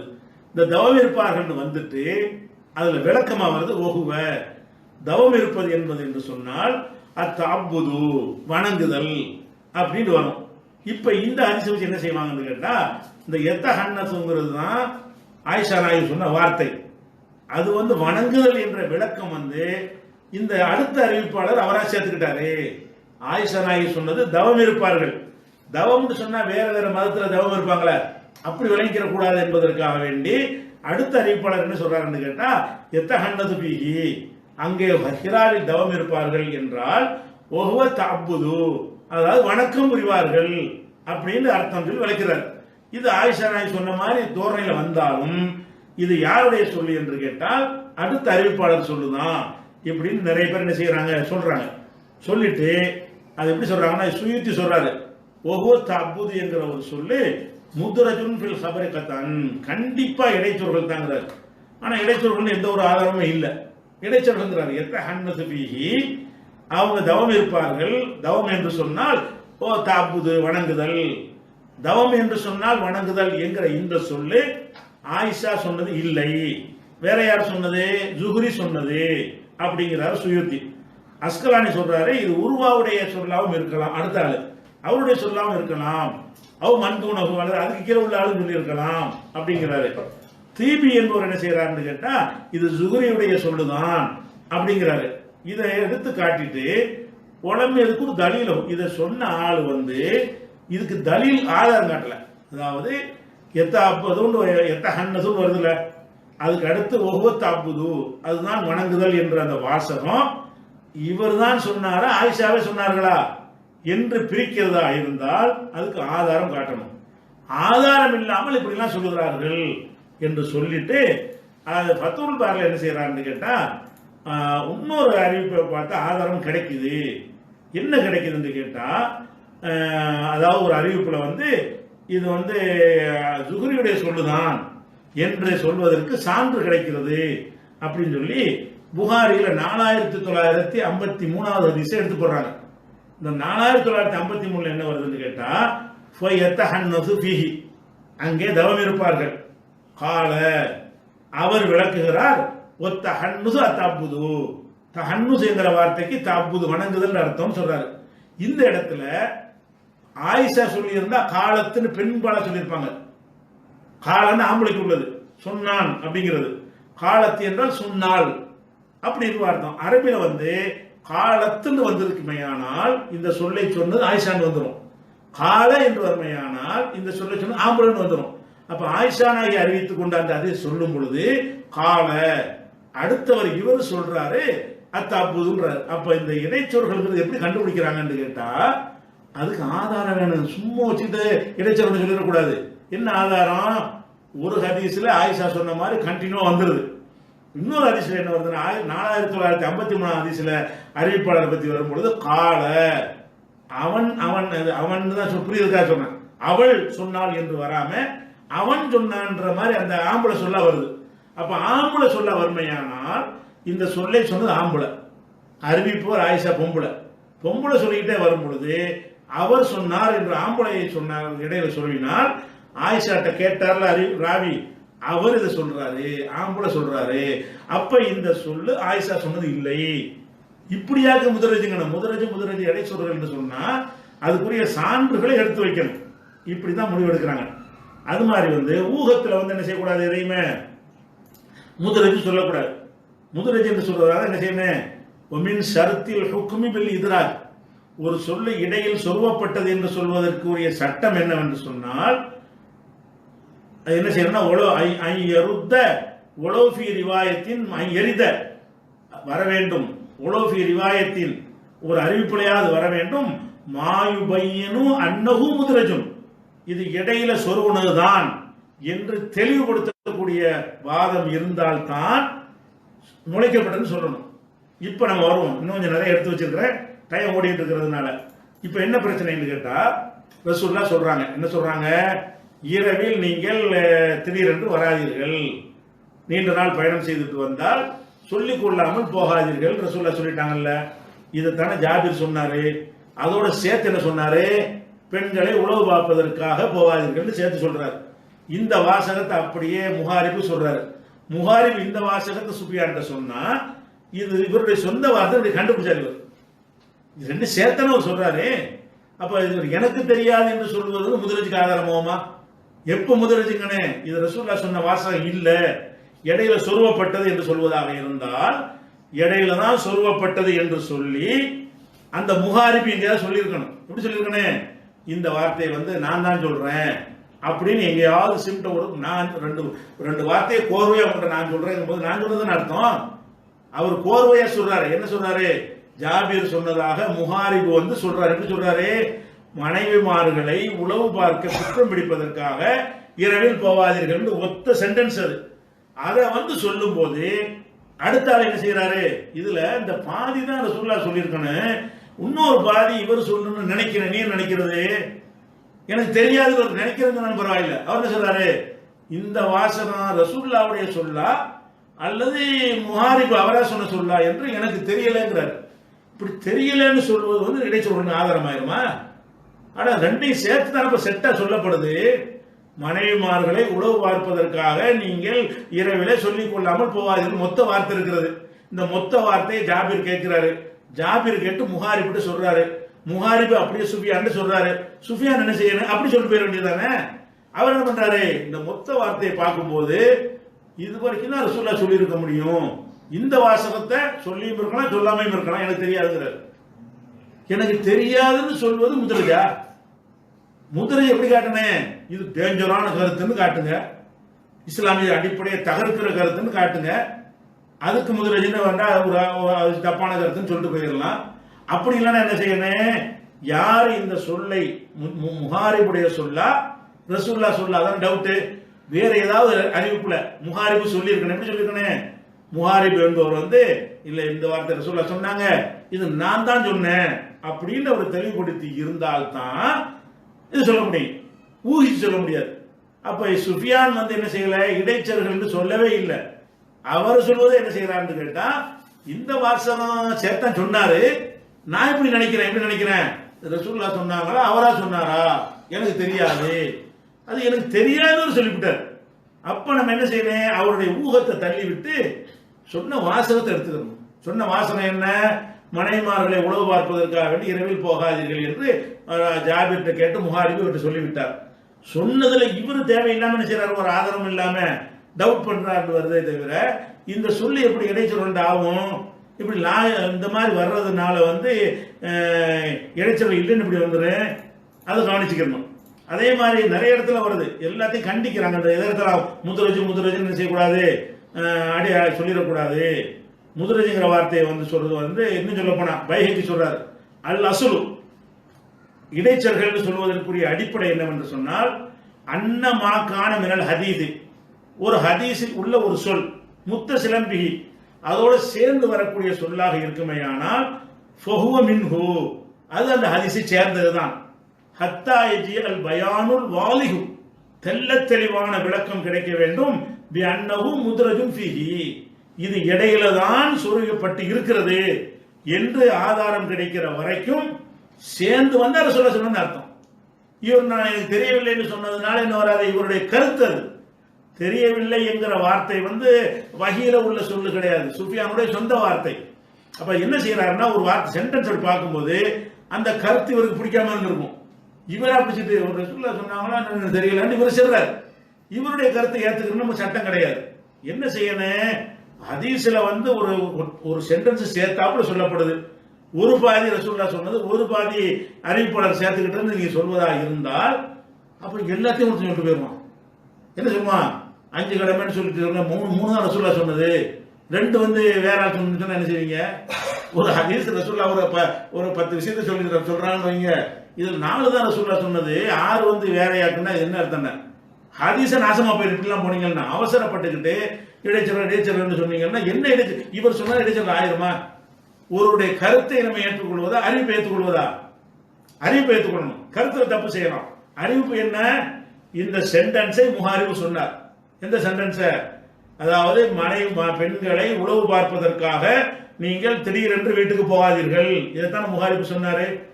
அவர் தன் கூட்டுன்னு சொன்னாரா? இல்ல, ஜாபீர் கூட்டுன்னு சொன்னாரு. ஜாபீர் அவருடைய கூட்டுன்னு சொன்னாரா? ரசூல்லா கூட்டுன்னு சொன்னாரு. அப்ப ரசூல் ஸல்லல்லாஹு அலைஹி வஸல்லம் இதை சொன்னதாக ஜாபீர் சொல்றார். சரி, எதை சொன்னதாக? மனைவிமார்களை உளவு பார்ப்பதற்காக நீங்கள் போகாதீங்க இரவுலன்னு சொல்லி சொன்னார்கள். ஜாபீர் இப்படி சொன்னதாக முஹாரிபு சொல்றாரு. முஹாரிபு இப்படி சொன்னதாக சுஃபியான் சொல்லிவிடுறாரு. சொல்லிவிட்டு பேசாம போக வேண்டியது, நல்ல வேற ஆதாரங்கள் வைத்திருந்து அதை சொல்ல வேண்டியதானே. என்ன சொல்றாரு? இது அந்த பாதி தான் ரசூல்லா சொல்லியிருப்பாங்க, இன்னொரு பாதி வந்து இவரும் சொல்லியிருக்கான், ரசூல்லா சொல்லியிருக்கான். இது எதுக்கு? இது என்ன இது எப்படி சொல்றது? அப்ப சுஃபியான சொன்னால் ஏத்துக்கிறது ஹதீஸ்ல இருக்குதா? உலகத்திலே அப்படி இருக்குதா? ஒருத்தர் சொல்லு சேர்ந்து வருது, ஒரு வாக்கியமா சேர்ந்து வந்துச்சுன்னு சொன்னா ரெண்டா பிரிக்கிறதுக்கு நீங்க காரணம் சொல்லணுமா இல்லையா? அப்ப இதுல அவசரம் காட்டக்கூடாது. அதாவது இந்த முதலஜன் சொல்லுவது ரொம்ப இத்தலாய் மாசியன், ரொம்ப விசாலமான வந்து ஒரு அறிவு வேணும். இதற்கு ஒவ்வொருத்தும் ரிஜால், அறிவிப்பாளரை பற்றி பெரிய ஞானம் இருக்கணும். ஒரு திராயத்தும் அக்வாலி முக்கார், ஹதீஸை சுண்டி பார்க்கிற ஆட்களுடைய சொற்களை எல்லாம் திரட்டி பார்க்கிற ஒரு விஷயம். அவசரப்பட்டு என்ன செய்யக்கூடாது? லைசபில் ஹையின், ஒரு சொல்லு வந்து இடைச்சொல் என்று சொல்வது வந்து லேசானது கிடையாது. ஒரு ரசூல்லா சொன்னதா இருக்குமே, என்ன செய்வீங்க நீங்க? இப்போ ரசூல்லா சொன்னாங்கன்னு கரெக்டா வந்து விடுகிறது. வந்த ஒரு ஹதீஸுக்கு என்ன செய்யறாரு? அவர் ரசூல்லா சொன்னதான் சொன்னாரு, ஆனா அவர் சொல்லாம நான் இருக்கும்னு நினைக்கிறேன்னு என்ன அர்த்தம்? அப்ப ஹதீஸை மறுக்கிற மாதிரி ஒரு விஷயம் ஆயிரும். அதனால இந்த ஹதீஸ் வந்து என்ன இல்ல, இப்னு தக்கீக்கள் இதுங்கிறவங்களாம் கடுமையா சொல்றாரு. ஹதீஸ்ல வந்துட்டு அவசரப்பட்டு சொல்றாதீங்க, ஒரு இது சேர்ந்து இருந்துச்சுன்னா அவர் சொன்னதுதான் அப்படின்னு சொல்றாங்க. இது நல்லா தேடிக்கணும். இப்ப வரும் விஷயத்துக்கு. இப்ப இந்த ஹதீஸ் இது பல வருடங்களாக சொல்லப்பட்ட ஒரு ஹதீஸ் தான் இது. அது போக இதுல வந்து இடையில் சொருகப்பட்டது என்று சொல்வதற்கு எந்த முறையில் நிரூபிக்கணுமோ அந்த முறையில் ஆதாரம் இல்லை. எந்த முறையில் நிரூபிக்கணும்? இது டேஞ்சரான கருத்து என்று சொல்லி பல ஹதீஸ்களுக்கு மாத்தமா இருக்குன்னு சொல்லி கொண்டாந்து காட்டி நிரூபிக்கணும். அப்படி இருந்தாலும் ஏதாவது நுழைஞ்சிருக்கலாம் சொல்லி ஹதீஸ் இல்லைன்னு கூட சொல்ற மாதிரி வரும். அல்லது என்ன செய்யணும்?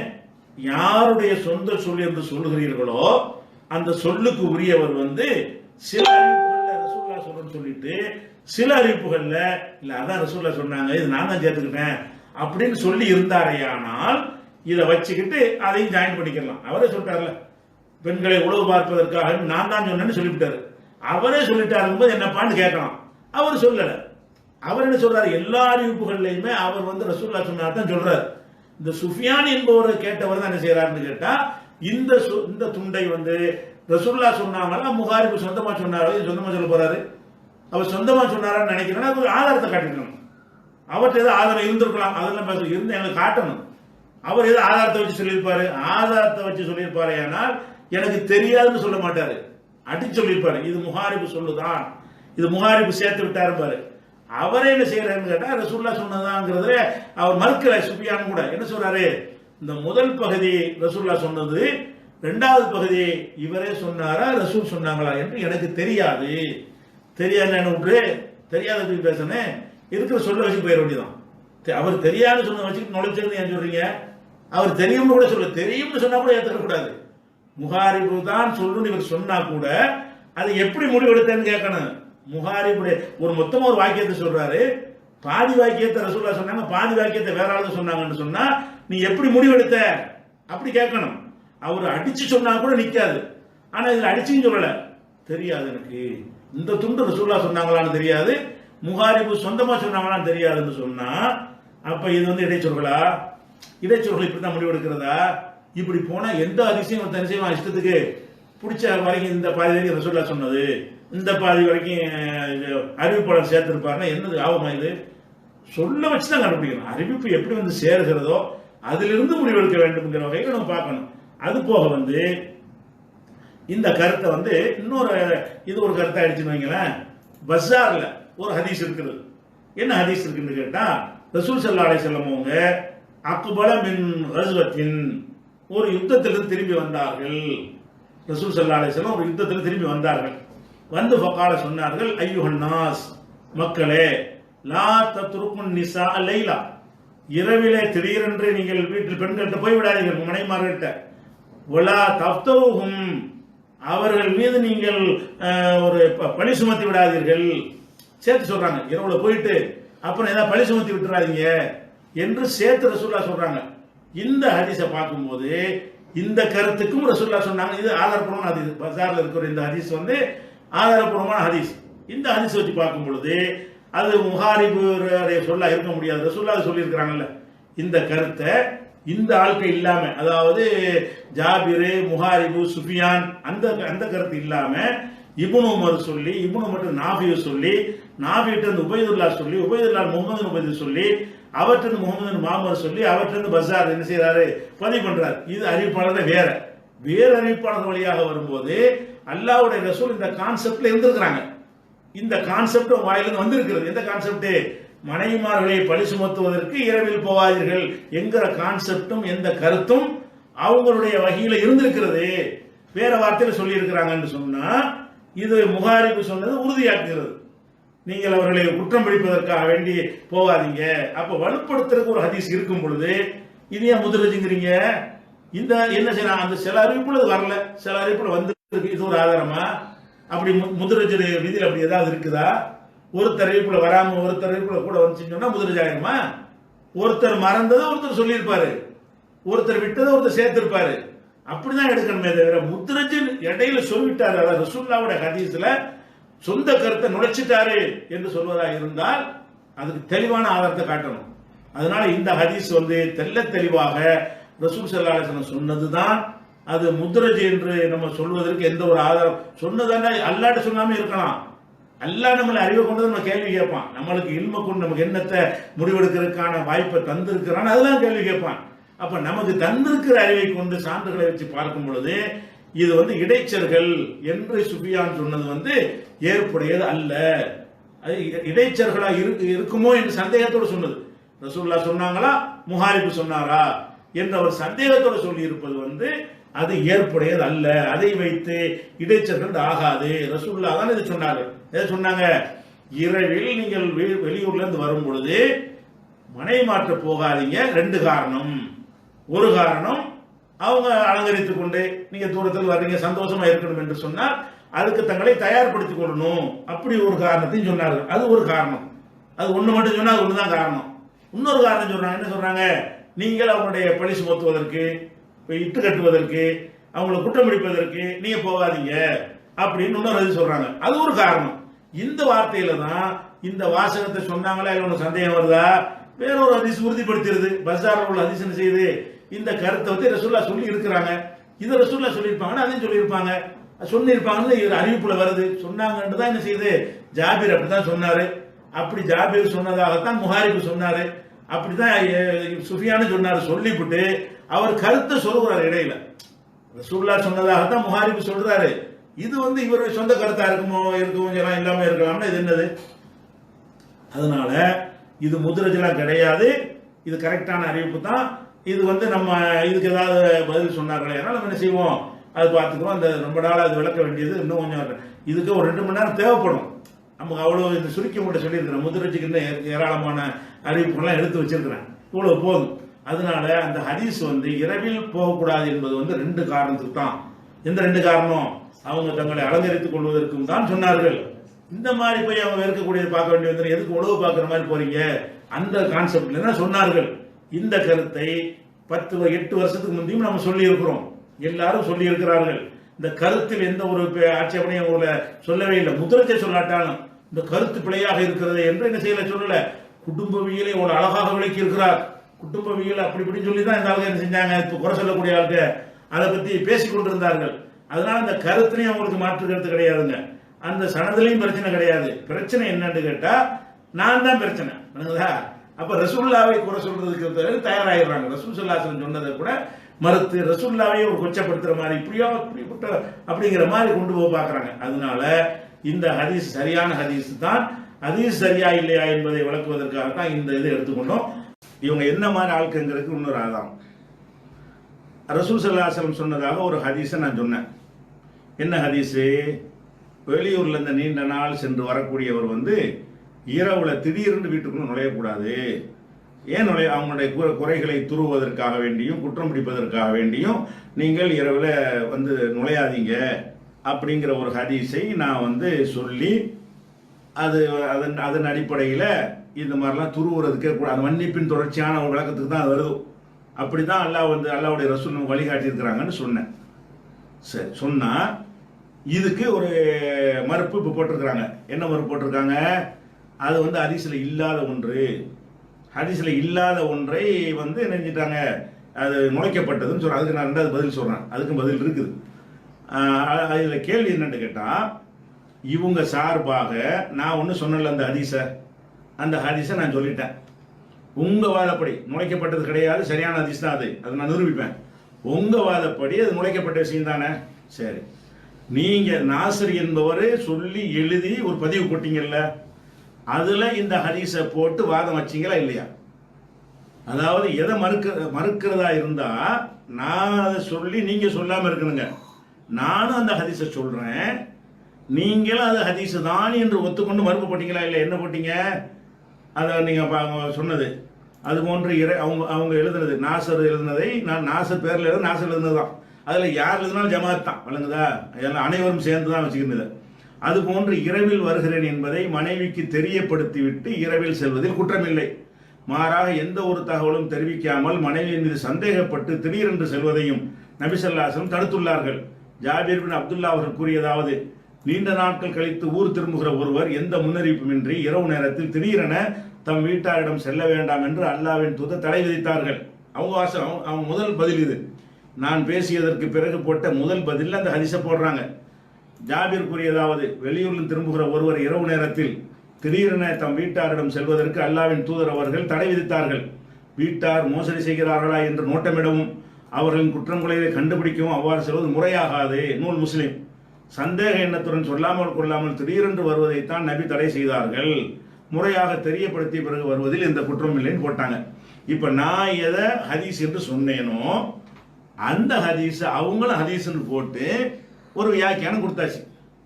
இப்போ நான் வந்து ஹதீஸில் இல்லாத ஒன்றை சொல்லிட்டேன் எனக்கு பதில் சொல்லும்போது அது அவங்க சொல்லியிருக்கிறாங்க, நாங்கள் இப்போ தவறுதலாக விளங்கிட்டோம்னு சொல்ல காணோம்.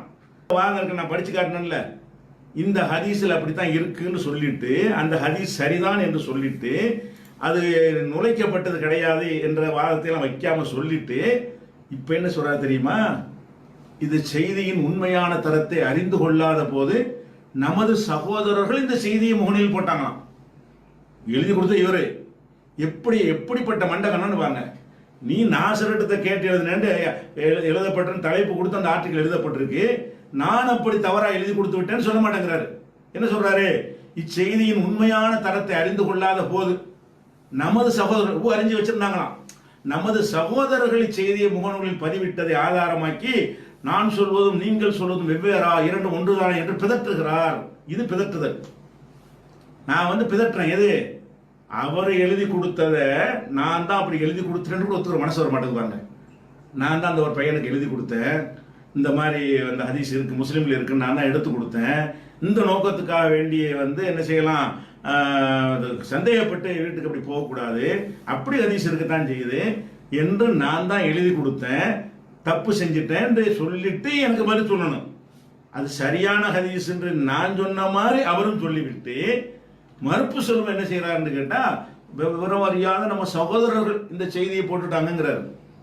ஓ, அந்த சகோதரர்கள் தான் போட்டாங்களா? இப்ப நீங்க சொல்லல. இத எவ்வளவுக்கு கர்வம் இந்த வயசுக்குள்ள ஆணவமா? இல்ல ஹதீஸ்ல வந்து தவற ஒத்துக்கிட்ட கூட உங்களுக்கு கௌரவம் தடுக்குதா? உங்களோட பெரிய பெரிய சீனியரா இருக்கிற ஜமாத் இருந்தாலும் அப்படி நடக்கலையே, இவருக்கு மட்டும் என்னங்கிறேன். அப்படி இருக்கு. இந்த செய்தியின் உண்மையான தரத்தை அறிந்து கொள்ளாத போது நமது சகோதரர்கள் அறிஞ்சு வச்சிருக்கிறாங்களாம். அந்த சகோதரர்கள் போட்டாங்கல்ல, உடனே எடிட் பண்ணி ஹதீஸ் தூக்க வேண்டியதானே? அந்த சகோதரர்கள் போட்டாங்களா இல்லையா? போட்ட உடனே 5 நிமிஷத்துல ஹதீஸ் நீக்கினீங்கல்ல, அதை தூக்கி விட்டுருக்கலாமே. யோசிச்சு பார்த்தாங்க. இப்ப அப்புறமேல தேடி பார்க்கும்போது அந்த ஹதீஸை மறுக்க ஒரு சான்ஸ் கிடைக்குதுன்னு பின்னாடி தெரியுது அவங்களுக்கு. நான் எந்த ஹதீஸ் சொன்னேன்னா அது சரின்னு நினைத்தார்கள். நான் ஹதீஸ் நினைச்சேன், இப்போ நினைக்கிறேன். அவங்களும் சரின்னு நினைச்சுதான் வாதம் வச்சுட்டாங்க. வச்ச உடனே ஆஹா, நம்ம வச்ச ஹதீஸ் அவர் சொன்ன ஒரே மாதிரியா வருது என்ற உடனே என்ன செய்வதும் தேடி தேடி பார்த்தா அந்த ஹதீஸை மறுக்கிறதுக்கு அவங்களுக்கு உறுப்பு மறுப்பு கிடைக்குது. அது எப்படி நான் பின்னாடி விளக்குவேன். அது கிடைச்ச உடனே அதை மறுக்கணும். மறுக்கும் போது எப்படி மறுக்கணும்? நீங்க எப்படி சொல்லிட்டாருன்னு மறுக்கணும். ஆனால் அவங்க அப்படி சொல்லியிருக்கிறாங்க. பிஜே எப்படி சொல்லிட்டாருன்னு மறுக்கிறதா இருந்தா அதே ஹதீஸ சரியான ஹதீஸ் என்று அவர்களும் பதிவிட்டு இருக்கிறார்கள். இப்ப என்ன பண்றது? அதை நாங்களும் எப்படி இது கண்ணியமா நேர்மையான நீ ஒரு ஆளா இருந்தா என்ன செஞ்சிருக்கணும்? பிஜே சரின்னு நினைச்சிட்டாரு, நாங்க கூட சரின்னு தான் நினைச்சோம், பிந்தி ஆய்வு பண்ண எங்களுக்கு தெரிய வந்துச்சுன்னா நீ நேர்மையான ஆளு. நீ என்ன பண்ற? அவங்க சகோதரர்கள் விளங்காம போட்டாங்க, நாங்கள்லாம் விவரமான ஆளுக்கு எங்களையெல்லாம் ஒரு விரல் நுண்ணு வச்சிருப்போம், இன்னைக்கு சுப்புன நாளைக்கு சுப்புன அர்த்தம் செய்யற அளவுக்கு நாங்க என்ன செய்வோம், தெளிவா இருப்போம். அது விளங்காத ஒரு சகோதரர் போட்டாருன்னு அந்த இல்மு கணத்தை காட்டுறாங்களாம். இந்த இல்மு கணம்னு அடிக்கடி சொல்லுவேன். அதுல கரகண்டவரா இருக்காரு இவரு. அப்ப நீ தானே இப்ப எழுதி கொடுத்த, எழுதி கொடுத்துட்டு அறியாத சகோதரர்கள் முகநூல்ல பதிவிட்டாங்களாம். புரியுதா உங்களுக்கு அந்த ஒரு விஷயம்? சரி, அடுத்து என்னன்னு கேட்டா இப்ப அந்த ஹதீஸுக்கு வருவோம். அந்த ஹதீஸ்ல என்ன வருது? ஜாபிர், முஹாரிபு, அவர்கிட்ட இந்த சுஃபியான் வக்கீல், அவர் அறிவிப்பில் என்ன வருதுன்னு கேட்டா அந்த குற்றங்குறையை தேடிக்கிட்டு நீங்க போவாதீங்கன்னு வருதுல, அந்த ஹதீஸ் இருக்கிறது. அதே நேரத்தில் இதே ஹதீஸ சுஃபியானிடமிருந்து அப்துல் ரஹ்மான் இப்னு மஹதிங்கிறவர் அறிவிக்கிறார். அவர் அறிவிக்கும் என்ன செய்யறாருன்னு கேட்டா இந்த வாசகம், எந்த வாசகம்? அவர்கள் குற்றங்குறையை தேடி குறை காண்பதற்காக அப்படிங்கிறது வாசகம். அது ஹதீஸ்ல உள்ளதா அல்லது இந்த அறிவிப்பாளர் அவரா சேர்த்துக்கிட்டாரா என்று எனக்கு தெரியவில்லை அப்படின்னு சுஃபியான் சொன்னாராம்.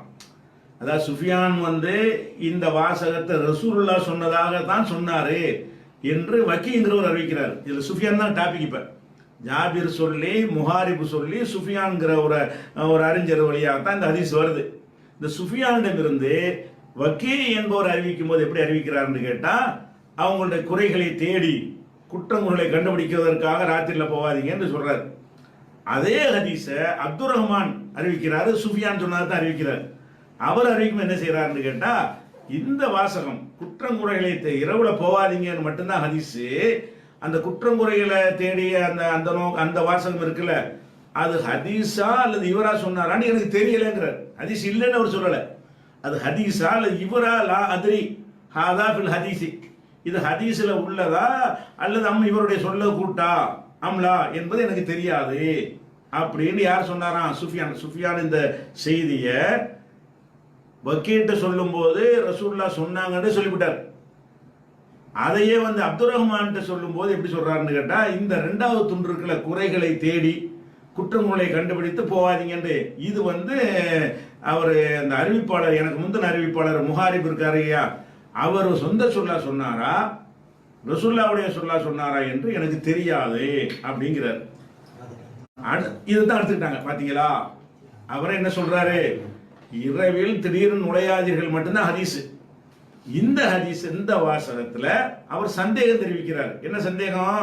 இது ஹதீஸ் என்று சொன்னாரா அல்லது அவர் சொந்த கூற்றா சொன்னாரா என்று எனக்கு தெரியாது அப்படின்னு அவர் சொன்னதாக அவர் அப்துல் ரஹ்மான் என்ன செய்யறாரு? அவர் சொல்லியிருக்கிறார். இதை வைத்துக்கொண்டு பாத்தீங்களா இப்படின்னு தேடி பார்த்துருக்கிறாங்க. இந்த அறிவிப்பை பார்த்தோன்னா ஆஹா இதை வச்சு மறுத்துடலாமே, அவரே டவுட் பண்ணதுனால இரவில் போகாதீர்கள்ங்கிற மட்டும்தான் ஹதீஸ். இது ரசூலுல்லாஹ் சொன்னாங்களா இல்லையான்னு டவுட்டா சொல்லிட்டார். இவர் அறிவிப்புல அப்துல் ரஹ்மான்ங்கிற ஒரு சுஃபியானுடைய மாணவர் அப்துல் ரஹ்மான், சுஃபியானுடைய மாணவர் வக்கீ என்பவர் என்ன செய்யறாருன்னா அந்த வாசகத்தை ஹதீஸா தான் சொன்னார்னு சொல்றாரு. அப்துல் ரஹ்மான் என்ன செய்யறாருன்னு கேட்டா இல்ல அந்த அது வரைக்கும் தான், இரவில் திடீர்னு போகாதீங்க, அது ஒரு ஹதீஸ் முடிஞ்சிருச்சு. இது ஹதீஸாவும் இருக்கு இல்லைன்னு அவர் சொல்லல, இது ஹதீஸாவும் இருக்கலாம் அல்லது இவரா சொல்லி இருக்கலாம்னு சொல்லி இவர் ஊகிக்கிறார். சேர்த்து தான் முஹாரிபு சொல்றாரு. ஹதீஸ் இல்லைன்னு பச்சையா சொல்லியிருந்தா இப்ப டவுட்டே பண்ணிருக்க மாட்டாரு. அவர் சொன்ன அந்த வாசகத்துல இருந்து இவர் ஊகிக்கிறாரு, இது இவரா சொல்றாரா ஹதீஸா சொல்றாரான்னு இவரா நினைக்கிறாராம் அப்படின்னு வருதுல. இதிலிருந்து இந்த வாசகம் இடையில் சொருகப்பட்டது, இது ஹதீஸ் கிடையாது. பிஜே என்ன செய்யறாரு? இப்படி இல்லாத ஒரு வாசகத்தை ஹதீஸ் இல்லைன்னு தெரிந்து கொண்டு, இவங்களும் தெரிஞ்சிருந்தா போட்டாங்க, தெரிந்து கொண்டு அதாவது குற்ற பாலியல்ல மாட்டிக்கிட்டார்ல, அதுக்கு தகுந்தவாறு ராத்திரில பொம்பளை அப்படித்தான் இருப்பாங்க, அந்த இஷ்டத்துக்கு நடந்துக்கிறங்க என்பதற்காக வேண்டி இதை செஞ்சு விட்டாரு அப்படின்னு அந்த வாசகம் பயங்கரமா வல்கரான வாசகத்தை எல்லாம் போட்டு என்ன செய்யற தில்லாலங்கடி இந்த மாதிரி வார்த்தையெல்லாம் வரும். நம்ம ஜமாத் முகநூல் பக்கத்தில் பார்த்தீங்கன்னா தில்லாலங்கடி வேலை அந்த மாதிரி வேலையெல்லாம் வருது. ரொம்ப கீழ்த்தரமாக என்ன செஞ்சாங்க, கீழே உள்ளவன் தான் பண்றான்னா மேலே வரைக்கும் அந்த தரத்துக்கு இறங்கி விட்டார்கள். அப்ப அந்த மாதிரியான ஒரு வாசகத்தை சொல்லி இது வந்து பெண்கள் வந்து குறைகளை தேடி போகாதீங்க, அப்படித்தான் தப்பு தவறு செய்வாங்க, கண்டுக்கிறாம விட்டுருங்க அப்படின்னு எதுக்கு சொல்றாரு? இவர் செஞ்ச மாதிரியான வேலையை வந்து ஊக்குவிக்கிறதுக்காக வேண்டி செய்கிறாருன்றாங்க. சரி, இது வந்து நுழைக்கப்பட்டதா இல்லைன்னு அப்புறம் வர்றேன். இந்த ஹதீஸை புகாரி இமாம் என்ன செய்யறாருன்னு கேட்டா அவர் நூலில் பதிவு பண்றாரு. பதிவு பண்ணும்போது இரவில் திடீரென்று நுழையாதீர்கள் மட்டும் போடுறார். அந்த துண்டு இல்லை. எந்த துண்டு? அவர்களை குற்றம் பிடிப்பதற்கும் அல்ல குறை காண்பதற்கும் நீங்கள் இரவுல போயிடாதீங்க என்ற அந்த லாஸ்ட் பார்ட் இல்லாம இரவில் திடீரென்று நீங்கள் போகக்கூடாது, வெளியூர்ல இருந்து வந்தீங்கன்னு சொன்னா நீண்ட காலம் இருந்துட்டு திடீரென்று போகக்கூடாதுங்கிற ஒரு ஹதீஸை புகாரி பதிவு பண்றாரு. பதிவு பண்ணி அதுக்கு தலைப்பு என்ன போடுறாரு தெரியுமா? அதான் முக்கியம். புகாரி இமாம் அந்த ஹதீஸை போட்டுட்டு அந்த ஹதீஸுக்கு அவர் போடுற தலைப்பு என்னன்னு கேட்டா, இந்த குற்றங்குறைகளை கண்டுபிடிப்பதற்காக வேண்டி போகக்கூடாது. பாபுலா எத்துருக்காகலகு லைலன் இதா தாளல் கைபத், அதாவது கைபத்து மறை அதிக, அதாவது பிரிந்திருப்பது நாள் அதிக நாள் பிரிந்து விட்டோமே, ஆனால் இரவில் திடீரென்று போகக்கூடாது. மகாபத்த ஹவ்வினவும் அவ் எழுத்தமி சதராத்தியும், அவங்களுடைய குறைகளை தேடி குற்றங்களை கண்டுபிடித்து பயந்து கொண்டு இரவுல திடீர்னு போயிடக்கூடாது. பாட தலைப்பு போடுறாரு. ஹதீஸ்ல அது இல்லை. ஹதீஸ்ல என்ன இருக்கு? இரவில் போக வேண்டாம்னு ஹதீஸ் இருக்குது. நான் சொன்ன ஹதீஸ்ல, முஸ்லீம்ல சொன்ன ஹதீஸ்லயாச்சு அந்த வாசகம் இருக்குது. எந்த வாசகம்? குறைகளை தேடி குற்றங்களை கண்டுபிடிப்பதற்கு இரவில் போகாதீர்கள். புகாரி ஹதீஸ்ல இருக்கிறது என்னன்னு கேட்டா இரவில் போகாதீர்கள் மட்டும்தான் இருக்குது. ஆனா அந்த ஹதீஸுக்கு அவர் தலைப்பு போடுறாரு. என்ன போடுறாரு? அந்த அவங்களுடைய குறைகளை காண்பதற்காக குற்றங்களை தேடுவதற்காக நீங்கள் இரவில் போகாதீர்கள் என்ற பாடம்னு பாட தலைப்பு. ஹதீஸ்ல அந்த அந்த பாட்டு இல்ல, போகாதீர்கள் மட்டும் இருக்கிறது. இப்ப ஹதீஸ்ல இல்லாம இருந்து கூட இவர் புகாரி இதை சொல்றாருன்னு கேட்டா ஏதோ ஒரு பாலியல் மேபடியார் மாட்டிட்டாரு புகாரி. ஏன்னா நானும் இருக்கு ஹதீஸ்ல உள்ளதில் நான் சொல்லியிருக்கிறேன். இவங்க மாதிரி சிந்திக்கிறதா இருந்தா இவங்க அப்படித்தான் எந்த அர்த்தமும் செய்வாங்க. இப்படி சிந்திக்கிறதா இருந்தா எப்படி சிந்திக்கணும்? ஹதீஸுடைய வாசகம் இரவில் போக வேண்டாம்னு இருக்குது. இல்ல ஹதீஸ் அந்த ஹதீஸை தான் அவர் போட்டிருக்காரு புகாரி. போட்டு விட்டு தலைப்புல என்ன கொண்டு வர்றாரு? ஹதீஸ்ல இல்லாத கொண்டு வர்றாரு. என்ன கொண்டு வர்றாரு? குடும்பத்தாருடைய குற்றமுறைகளை தேடி கண்டுபிடிப்பதற்காக வேண்டி நீங்கள் இரவில் போகாதீர்கள் என்று பாட தலைப்பு கொண்டு வந்தால் இல்லாத ஒன்றை இவர் திணிக்கிறார். ஏன் திணிக்கிறார் தெரியுமா? இந்த அறிஞர்கள்ட்ட கொடுத்தா ஆய்வு பண்ணி சொல்லிடுவாங்க. ஏன் திணிக்கிறார்? ஏதோ ஒரு மேட்டர்ல மாட்டிட்டார். மாட்டின உடனே அதை எப்படியாவது மென்மைப்படுத்தி காட்டணும்.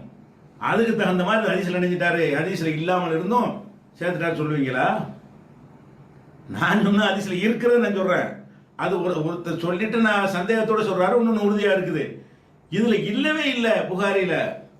புகாரியில அந்த வாசகமே இல்லை. இரவில் போக வேண்டாம் மட்டும்தான் இருக்குது. அப்படி இருந்து கொண்டும் அவர் வெளியிட்ட ஹதீஸில் அந்த வாசகம் இல்லாம இருந்தும் கூட அந்த கருத்தை நுழைக்கிறார். இதுக்கு என்ன அர்த்தம்? இப்ப நீங்க அம்புட்டு தில்லாளங்கடையெல்லாம் புகாரிக்கு தள்ளிடுவோமா? இப்ப தில்லாளங்கடை வேலை பார்த்துட்டாரு, இல்லாத சேர்த்துட்டாரு. இருக்கிறதுக்கு விளக்கம் சொல்றது இப்படி கடுமையான வார்த்தையை போட்டீங்கன்னா ஹதீஸ்ல அவர் போட்ட ஹதீஸ்ல வாசகமே இல்லை, அதுக்கு போய் தலைப்பை போட்டிருக்காரு, அதுக்கு என்ன செய்வீங்க இப்படின்னு கேட்கிற அளவுக்கு இருக்குது. இப்ப என்ன பிரச்சனை என்று பார்த்தீங்கன்னா இந்த ஹதீஸை பொறுத்த வரைக்கும் நல்லா கவனிங்க. ஜாபிர்கிட்ட இருந்து முஹாரிப் அறிவித்து முஹாரிபிடமிருந்து சுஃபியான் அறிவிக்கிறார். இந்த சுஃபியான்ட்ட இருந்து பலர் அறிவிக்கிறாங்க. அதுல ஒரு ஆள் வக்கீ என்பவர், இன்னொரு ஆள் அப்துல் ரஹ்மான் என்பவர், இன்னொரு ஆள் ஒருத்தர் இருக்கிறாரு. அவர் யாருன்னு கேட்டா அபு நுஐம்ங்கிறவர். இதே ஹதீஸ சுஃபியான் ஜாபிர் சொல்லி முஹாரிபு சொல்லி முஹாரிபுக்கு சுஃபியான் சொல்லி சுஃபியான் இருந்து கேட்ட இன்னொருத்தர் யாருன்னு கேட்டா அபு நுஐம். இன்னும் பலரும் கேட்டிருக்கிறாங்க. 3 பேரை வச்சுக்கிறோம். அதாவது சுஃபியான் சொன்னதாக வக்கீல் சொல்றாரு, இது ஹதீஸ் வாசகமாவே சொல்றாரு. அபு நுஐம் சொல்லுகிறாரு, ஹதீஸ் வாசகமாக சொல்றாரு. அப்துல் ரஹ்மான் மஹதி மட்டும் சொல்றாரு, இது வந்து அவர் சொந்த கருத்தா சொன்னாரா இல்ல ரசூலுல்லாஹ்வுடைய ஹதீஸ் சொன்னாரான்னு எனக்கு தெரியல, எனக்கு டவுட் இருக்குன்னு சொல்றாரு. இப்படியான ஒரு 3 ஹதீஸ் இதுல இருக்குது. இப்படி வரும்பொழுது சுஃபியான்ற கேட்டவங்களை நம்ம எடை போடணும். சுஃபியான்ட்ட கேட்டது யாரு? வக்கீல் கேட்டிருக்க. வக்கீல் நம்பகமான அறிவிப்பாளர் தான். வக்கீல் என்பவர் கேட்டிருக்கிறாரு. வக்கீல் என்பவரை விட அப்துல் ரஹ்மான்ங்கிறவர் கொஞ்சம் வலிமையான ஆள் தான். வக்கீல் கூட கொஞ்சம் முன்ன பண்ணி விட்டுருவாரு. அப்துல் ரஹ்மான் அவரை விட சிறப்பாக சொல்லக்கூடியவர், எடுத்துக்கலாம். அடுத்து அபு நுஐம் அறிவிக்கிறார்ல, அவர் எப்படி ஆள்னு கேட்டா இந்த அப்துல் ரஹ்மான் மகதியை விட டாப். எந்த அளவுக்கு டாப்பு? இந்த அறிவிப்பாளர் அந்த சுஃபியான் சொன்னதாக சொல்றாங்க இல்லையா, அப்துல் ரஹ்மான் சொல்வதை ஏற்றுக்கொள்ளலாமா, அபூ நுஐம் சொல்வதை ஏற்றுக்கொள்ளலாமான்னு கேட்டா முதலிடம் வந்து அபூ நுஐமுக்கு தான். அப்துல் ரஹ்மான் மகதி ரொம்ப சிறந்த ஒரு ஆள் தான், அது ஒரு விஷயம். அறிஞர்கள் கம்பேர் பண்ணுவாங்க. சுஃபியானுடைய 3 மாணவர்கள், நிறைய மாணவர்கள் இருக்கிறாங்க. இந்த 3 மாணவர்கள் எடுத்து பார்த்தீங்கன்னு சொன்னா வக்கி என்பவரே 3வது இடத்துல இருப்பாரு, 2வது இடத்துல அப்துல் ரஹ்மான் இருப்பாரு, முதல் இடத்துல வரக்கூடிய அபூ நுஐம் தான் வருவாரு அப்படின்னு சொல்லி என்ன செய்யறாங்க, அறிஞர்கள் ஆய்வு பண்ணிட்டு சொல்றாங்க. அப்படி கேட்கறாங்க. எப்படி கேட்கறாங்கன்னா, அகமது இப்னு ஹம்பல்கிட்ட வந்து ஒரு மகன் கேட்கிறார், வக்கி, அப்துல் ரஹ்மான், யசீத் இப்னு ஹாரூன், இந்த 3 பேரை கேட்டு ஐன யக அபூ நுஐம் மின் ஹாவுலாய், இந்த இந்த ஆட்களோட ஒப்பிட்டு பார்த்தோம்னு சொன்னா அபூ நுஐமுடைய இடம் என்ன அப்படின்னு கேட்கிறாரு. யார் கேட்கிறா? அவர் அகமது இப்னு ஹம்பல்கிட்ட வந்து அவர் மகன் கேட்கிறார். அப்ப இந்த 3 பேர் இருக்காங்களா, வக்கி இருக்கிறாரு, எல்லாம் சுஃபியானுடைய மாணவர் தான். வக்கி, அப்துல் ரஹ்மான், யசீத் இப்னு ஹாரூன், இவங்கள அபூ நுஐமும் இவங்கள இருந்து எந்த இடத்துல இருக்கக்கூடியவர் அப்படின்னோடனே அஹ்மது இப்னு ஹம்பல் சொல்றாங்க, அபூ நுஐம் இருக்கார்ல, அவரு எஜீவு ஹதீஸஹு அல நிஸ்ஃபி மின் ஹாவுலாய், இவங்க சொல்றதுல இருந்து நல்லா வடிகட்டி பாதியை தான் இவர் சொல்லுவார். சின்ன டவுட் வந்தா அவர் விட்டுறாரு. சுஃபியான் சொன்னதாக இவங்க ஒரு பெரிய வாக்கியத்தை சொன்னார்களே, ஆனால் இவருடைய வேலை என்னன்னு கேட்டால் அந்த வார்த்தையை சொல்லியிருப்பாரான்னு நுணுக்கமா பார்த்து ஒரு பாதியை தான் சொல்லுவாரு. இல்லான்னு கைசுன் எதஹர்ரஸ் இதுக்க, உண்மையை நன்கு தேடக்கூடிய பெரிய புத்திசாலி இவர் அப்படிங்கிறாங்க. அதுக்கடுத்து செய்யறாங்க, அபூ நுஐம் அகல்லு ஹத்தான், இவங்கள வந்து அபூ நுஐம் தான் குறைந்த அளவுக்கு தவறு செய்யக்கூடியவர். சுஃபியானுடைய மாணவர்கள்ல அபூ நுஐம் எப்படிப்பட்டவர்னு கேட்டா ரொம்ப ஃபில்டர் பண்ணி தான் அந்த அறிவிப்பு செய்வார். சொல்லாத ஒன்றெல்லாம் சேர்த்துற மாட்டார், அப்படி ஃபில்டர் பண்ணக்கூடியவர். மற்றவங்க சொன்னதெல்லாம் கூட இவர் குறைக்குவார், சொல்ல கூட்ட மாட்டார். அப்படியான ஒரு ஆள், குறைவாக செய்யக்கூடிய ஒரு ஆளா இருக்கிறார். அதே மாதிரி வந்து ஹதீஸ் அலா லஃப்லின் வாஹிதின், ஒரு வார்த்தையை தான் ஹதீஸ்ல மாத்தி, ஒரு தடவை வந்து ஒரு வார்த்தையை போட்டுருவாங்க, இன்னொரு தடவை அறிவிக்கும் போது அந்த கருத்துப்பட வேற வார்த்தையை போட்டுருவாங்க சில அறிவிப்பாளர்கள்லாம். அந்த அப்துல் ரஹ்மானா இருக்கட்டும், வக்கியா இருந்தாலும் சரி, இவர் எப்படிப்பட்டவர் என்று கேட்டால் யஅதி பில் ஹதீஸ் அலா லஃப்லின் வாஹிதின், அந்த வார்த்தையை சொன்னார்னு வைங்களேன், அதுதான், மாத்திலாம் சொல்லவே மாட்டார். அப்படி ஒரு ஆளு. என்ன லா யுகையிரு, மாற்றவே மாட்டார். சிவா கபீசா அபூ நுஐம் ஃபி ஹதீஸ் சௌரி, சௌரியுடைய ஹதீஸை பொறுத்த வரைக்கும், சுஃபியான் சௌரியுடைய ஹதீஸை அறிவிக்கிறதை பொறுத்த வரைக்கும் கபீசாங்கிறவரும் சரி அபூ நுஐமும் சரி அப்படி டிட்டோவா சொல்லுவார்கள், கூட குறை சொல்ல மாட்டாங்க சுஃபியானுடைய விஷயத்துல. மற்றவங்கலாம் கொஞ்சம் கூட குறை சொல்லுவாங்கன்னு அர்த்தமாகுது. அந்த சொன்னதைத்தான் கரெக்டா சொல்லுவாரே தவிர வார்த்தையை கூட மாற்ற மாட்டாருங்கிற அளவுக்கு பேர் பெற்றவர் யாருன்னு கேட்டா இவர் அபூ நுஐம். அப்ப அப்துல் ரஹ்மான்ங்கிற ஒரு அறிவிப்புல மட்டும்தான் இது ஹதீஸா ஹதீஸ் இல்லையான டவுட்டுன்றார் இவர். அப்படி சுஃபியான் சொல்லி இருந்தாரே, ஆனால் இவர் இணைஞ்சிருக்க மாட்டாரு, விட்டுருக்க மாட்டாரு, மாற்ற மாட்டார் ஹதீஸ், அப்படி சொல்லுவார். அதே மாதிரி இதை வந்து இது வந்து எங்க இருக்குன்னா சேர் ஆலம் நோபலாவில் இருக்குது. அதே மாதிரி அதில் இன்னொரு இடத்துல இருக்கிறது, அதாவது அபூ நுஐமின் அகல்லுல் அர்பாத்தி ஹத்தான், இதுல வந்து இந்த 4 பேர்ல வந்து ரொம்ப குறைந்த அளவு தவறு செய்யக்கூடியவர் வந்து அபூ நுஐம் தான் அப்படின்னு ஆராய்ச்சி பண்ணி என்ன செய்யறாங்க, அவங்க சொல்லி இருக்கிறாங்க ஹதீஸ்ல கலையில. அது மாதிரி கான யாத்தி பி ஹதீஸ் சௌரி அலா லஃப்லின் வாஹிதின், ஒரு அது முதல்ல சொல்லிட்டாங்க. அப்ப இது என்ன பிரச்சனைன்னு கேட்டா, அபூ நுஐம் என்பவருடைய அறிவிப்புல என்ன வருதுன்னு கேட்டா அது ஹதீஸ்னு வருது. அவருடைய அப்துல் ரஹ்மான் மகதியோட அறிவிப்புல தான் அது ஹதீஸா இடையில சொருவனதா டவுட்டுங்கிறார். அப்ப இந்த 2 பேரை எடை போட்டு பார்க்கும்போது அபூ நுஐம் வந்து குறைந்த தவறு உள்ளவர், அப்படி கரெக்டா சொன்னதை சொல்லக்கூடியவர், அப்படியான ஒன்றை அவர் சொல்லியிருப்பாரு. ஆனால் இவர் விட்டுருக்க, அவர் கூட விட்டுறலாம், இவர் விட்டுருக்க மாட்டார், சொல்லாத கூட சொன்னதா சேர்ப்பாரு. இவர்கிட்ட அந்த விளையாட்டு கிடையாதுங்கிற அளவுக்கு ரொம்ப ஒரு உறுதியான ஒரு ஆளா இருக்கும் பொழுது இப்ப நம்ம எப்படி ஆய்வு பண்ணணும்? அப்ப ரசூலுல்லாஹ் சொன்னாங்கன்னு சுஃபியான் சொல்றாருல, அதை வந்து அபூ நுஐம் சொல்றாரு, அதோட வக்கி என்பவரும் சேர்ந்து கொள்றாரு. சுஃபியானுடைய மாணவர்ல உமர் இப்னு சாதி என்பவரும் சேர்ந்து கொள்றார். இவங்க எல்லாரும் சேர்ந்து என்ன செய்யறாங்கன்னு கேட்டா அந்த குறைகளை தேடி இரவில் போக வேண்டாம் என்பதை ரசூலுல்லாஹ் சொன்னதாகத்தான் சொல்றாங்க எல்லாரும். அவர் அப்துல் ரஹ்மான் மகதி மட்டும் தான் சொல்றாரு. இதை வைத்துக் கொண்டு என்ன செய்யறாங்க, அது ஹதீஸ் தள்ள பார்க்குறாங்க, தள்ள முடியாது. அதை விட வெயிட்டான ஆளுக்கு வந்து அது ரசூலுல்லாஹ்வுடைய சொல்லாதான் சொல்லி காட்டுறாங்க. ஹஸ்ம் இருக்கார்ல, அவரும் சொல்றாரு, என்ன சொல்றாருன்னு கேட்டா, ரெண்டு காரணம் தான் ரசூல் ஸல்லல்லாஹு அலைஹி வஸல்லம் இரவுல போகக்கூடாதுன்னு சொல்வதற்கு. ஒன்று, அந்த பெண்கள் தங்களை அலங்கரித்துக் கொண்டு ஒரு கணவனை சந்தோஷப்படுத்த அளவுக்கு தயாராகிறது ஒரு காரணம், இது ஒரு காரணம், ரெண்டு முரண் கிடையாது, அதுவும் தான் இதுவும் தான் அப்படின்னு சொல்லி இப்னு ஹஜர் இப்னு ஹஸ்ம் அவர்களும் என்ன செய்யறாரு, அதில் சொல்லி காட்டுறாரு. தௌஹி ஜமாத்திலிருந்து வெளியிட்ட அந்த மறுப்புல என்ன செய்யறாங்கன்னு கேட்டா, இந்த வாசனை இருக்குல்ல, இது முஸ்னது அப்துபின் ஹமீத் அப்படிங்கிற நூலில் இந்த வாசகம் வந்து முத்ரஜுன், அதாவது இடையில் நுழைக்கப்பட்டதுன்னு சொல்லிட்டாராம். முஸ்னது அப்துபின் ஹமீதுன்னு ஒரு நூல் இருக்குது, அந்த நூலில் இந்த ஹதீஸை போட்டுவிட்டு அந்த எல்தமிஸ் அவுராத்திகம் வருதுல, அந்த அந்த வாசகம் வந்து இடையில் நுழைக்கப்பட்டது ஹதீஸ் இல்லை என்று முஸ்னது அப்துபின் ஹமீதுல சொல்லிட்டாருன்னு வர என்ன செய்ய அவரு அவங்க அறிஞர் குழு சொல்லியிருக்கிறாங்க. ஆனால் முஸ்னது அப்துபின் ஹமீதில் அப்படி இல்லவே இல்லை. முஸ்னது அப்துபின் ஹமீதில் வந்து இந்த ஹதீஸா தான் வருதுங்க. அதுக்கு வந்து இப்போ ஒரு சமகாலத்தில் வாழ்ற ஒருத்தர் வந்து கீழே நோட் எழுதியிருக்கிறாரு, அதுல முத்ரஜின்னு போடுறாரு. அதாவது இப்போ இவங்க மாதிரி அறிஞர் குழு மாதிரி அழுப்பாங்கல்ல, இது வந்து அவர் எழுதின மாதிரி இப்னு ஹுமைத் அவர்களே முத்ரஜின்னு சொல்லிவிட்டாரு. இப்னு ஹுமைதுடைய கிதாபுல பார்த்தீங்களா, அவர் கிதாபுல அப்படியே இருக்குது. அந்த சாமியாரோட பார்த்தீங்கன்னா கீழே நோட்டில் ஒருத்தர் எழுதியிருக்கிறாரு, கீழே நோட் எழுதினவர் வந்து அது முத்ரஜுன், இந்த வாசகம் வந்து ஹதீஸில் உள்ளது இல்லைங்கிறாரு. அவரா சொல்றாரு, நீங்க சொல்ற மாதிரி உங்க மாதிரி தரத்தில் உள்ள ஒரு ஆள் தான் சொல்லியிருக்காரே தவிர, இது நம்ம அப்துபின் ஹமீதே சொல்லிட்டாரு. அவர் ஹதீஸ் மேத அவரே இப்னு அப்து ஹமீதே என்ன சொல்லிட்டாரு, இந்த வாசகம் இடைச்சொல் என்று அவரும் சொல்லிவிட்டார்னு சான்று கெடுக்கிறாங்க. அடி வாயில் வந்து அடிக்கிறது. இது எங்க அந்த தேடி பார்த்து ஒழுங்கா சொல்லணுமா இல்லையா? அதனால அந்த அந்த கருத்தில் தான் அந்த ஹதீஸ் இருக்கிறது. அந்த கருத்து இல்லாட்டா கூட அதான் கருத்துங்கிறார் புகாரி. நல்லா விளங்கிருங்க. இரவில் போகக்கூடாது என்று மட்டும் சொன்னால் கூட அதுல இதுவும் இருக்கும் என்று புகாரி சொல்றார். புகாரில இல்லாத ஹதீஸ்க்கு விளக்கம் எழுதின இப்னு ஹஜரும் சொல்கிறார், இந்த காரணத்தை சொல்றார், இப்படிலாம் ஏற்படும் சொல்லி.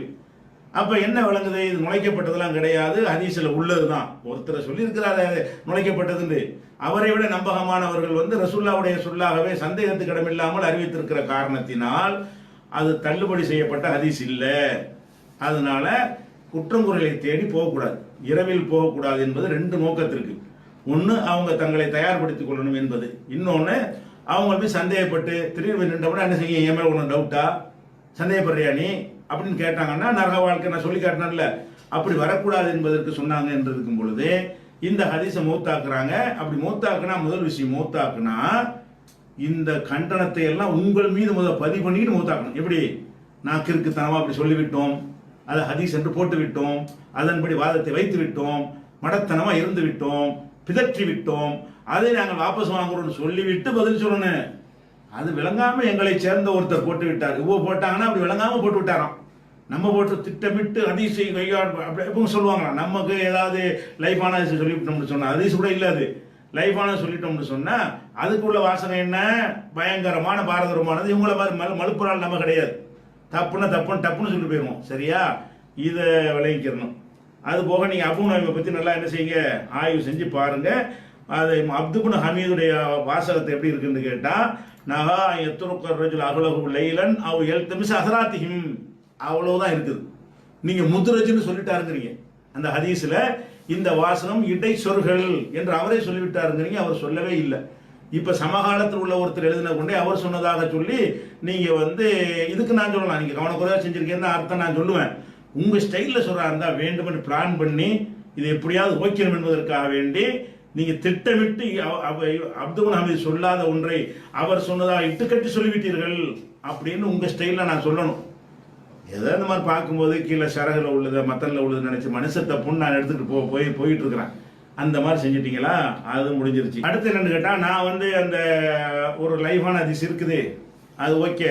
ஆனால் அகமதுல ஒரு ஹதீஸ் வருகிறது, அது சரியான ஹதீஸ் என்று என்ன செய்யறாரு, ஹாஃபில் இராக்கி சொல்லி இருக்கிறாருன்னு சொல்லிட்டேன். அதை பிடிச்சிக்கிட்டு பார்த்தீர்களா, ஒருத்தரை பற்றி சொல்வதாக இருந்தால் இராக்கி சொல்லிவிட்டார் என்று போகிறாரு. அதில் உள்ள அறிவிப்பாளரை பார்க்க வேண்டாமா, ஆய்வு செய்ய வேண்டாமா? அதுல யார் இடம் வர்றா? முகமது இப்னு அஜ்லான் வர்றாரு. அஜ்லான் எப்படிப்பட்டவர்? அஜ்லானை, முகமது இப்னு அஜ்லானை பற்றி நம்ம ஜமாத் அறிஞர்களுடைய நிலை என்ன? அதெல்லாம் பிஜேக்கு தெரியாதா? முகமது அஜ்லான் என்பவர் சரியில்லை என்று தெரிந்து கொண்டு முகமது அஜ்லான் இடம்பெறுகிற ஒரு ஹதீஸை அவர் ஈராக்கி மேல போட்டுவிட்டு அதை சரி காணுகிறார் சொல்லி பயங்கரமான ஒரு பாரதூரமான ஒரு குற்றத்தை செஞ்ச மாதிரி என்ன செய்யறாங்க சொல்றாங்க. முதல் விஷயம், இப்ப ஆய்வுக்குன்னு வந்துட்டோம்னு சொன்னா முகமது பின் அஜ்லானை கொண்டுதான் நீங்கள் பலவீனமாக்குறீங்கன்னா முகமது பின் அஜ்லானை பற்றி ஒழுங்கா தேடி சொல்லணுமா இல்லையா? முகமது பின் அஜ்லானுடைய குறைகள்னு சிலதை போட்டிருக்கிறீங்க உங்க பதிவுல. அந்த குறைகள்லாம் ஒண்ணுமற்ற ஒரு குறைகள் சொல்ல போனா அவருடைய நிறைகள் என்ன அதுகளையும் எடுத்து போட்டு எல்லாத்தையும் எடை போட்டு இதெல்லாம் வச்சு பார்க்கும் பொழுது முகமது அஜ்லான் பலவீனமானவர் அப்படிலாம் நிறுவன அப்படி நிறுவாம தௌஹீத் ஜமாத்துல இவர் பலவீனம் நிறைய எழுதியிருக்கமா முந்தைய எல்லாரும் தெரிஞ்ச விஷயமா. அப்ப ஈராக்கி சொன்னார்னு சொன்னா அது சரியில்லை, தௌஹீத் ஜமாத்துல நாங்க பலவீனம் தான் வச்சிருக்கிறோம் அப்படின்னு சொல்லிட்டு அது ஆதாரமாயிரும். இது ஆதாரமா? முகமது பின் அஜ்லான் என்பவரை பற்றி ஆரம்ப காலத்தில் அவர் பலவீனமானவர் என்று இந்த அல்பானி அவர்கள் நினைஞ்சாங்க, இந்த விரல் அசைக்க கூடாது, அசைக்க மாட்டார்கள்ங்கிற ஹதீஸ்ல அவரை பலவீனமானவர்னு சொல்லிட்டார். வேற சில காரணத்தை சேர்த்து சொல்றாரு. நம்ம அந்த நேரத்தில் இருந்த ஒரு ஆய்வு அடிப்படையில் அதை நம்ம சரி கண்டு நினைஞ்சோம், நம்மளும் அதை எடுத்து எழுதிட்டோம். முகமது அஜ்லான் சரியில்லைன்னு எழுதிட்டோம். அதே அல்பானி அவர்கள் பல ஹதீஸுகள்ல முகமது அஜ்லான் இருந்தும் அது இஸ்னாத் வலிமையான சனதுங்கிறார். எந்த முகமது அஜ்லானை விரலசைக்கிற ஹதீஸில் அவர் பலவீனம் என்று சொன்னாரோ, பலவீனம் முத்தக்கல்லமன் விமர்சனம் செய்யப்பட்டவர் சொன்னாரோ, அதே முகமது அஜ்லான் படுறதையெல்லாம் வலுவானவர்னு சொல்லியிருக்கிறார். இதையெல்லாம் பார்க்கும் பொழுது இவர் தேடும் பொழுது நான் சையத் இப்ராஹிம் அப்துல் கரீம் இந்த மாதிரி ஆர்டிக்கல் அனுப்புவாங்க மர்சாவில இருந்து. முகமது அஜ்லான் என்பவரை காரணம் காட்டி பலவீனம் போடும்போது நான் சொல்லியிருக்கிறேன். யார்கிட்ட சொல்லியிருக்கிறேன்? சையத் இப்ராஹிம்கிட்டையும் கரீம்கிட்டையும் சொல்லியிருக்கிறேன். இது முகமது அஜ்லான் நம்ம தப்பு செஞ்சுட்டு இருக்கிறோம், அவர் நல்ல ஆளு, அவரை போட்டு குறையை மட்டும் எடுத்து போடுற மீது எல்லா விமர்சனத்தையும் பார்த்தோம்னு சொன்னா அவர் விமர்சனத்துக்குரிய ஆளை இல்லைன்னு சொல்லியிருக்கிறேன். அதை இல்லைன்னு சொன்னாலும் சொல்லுவாங்க.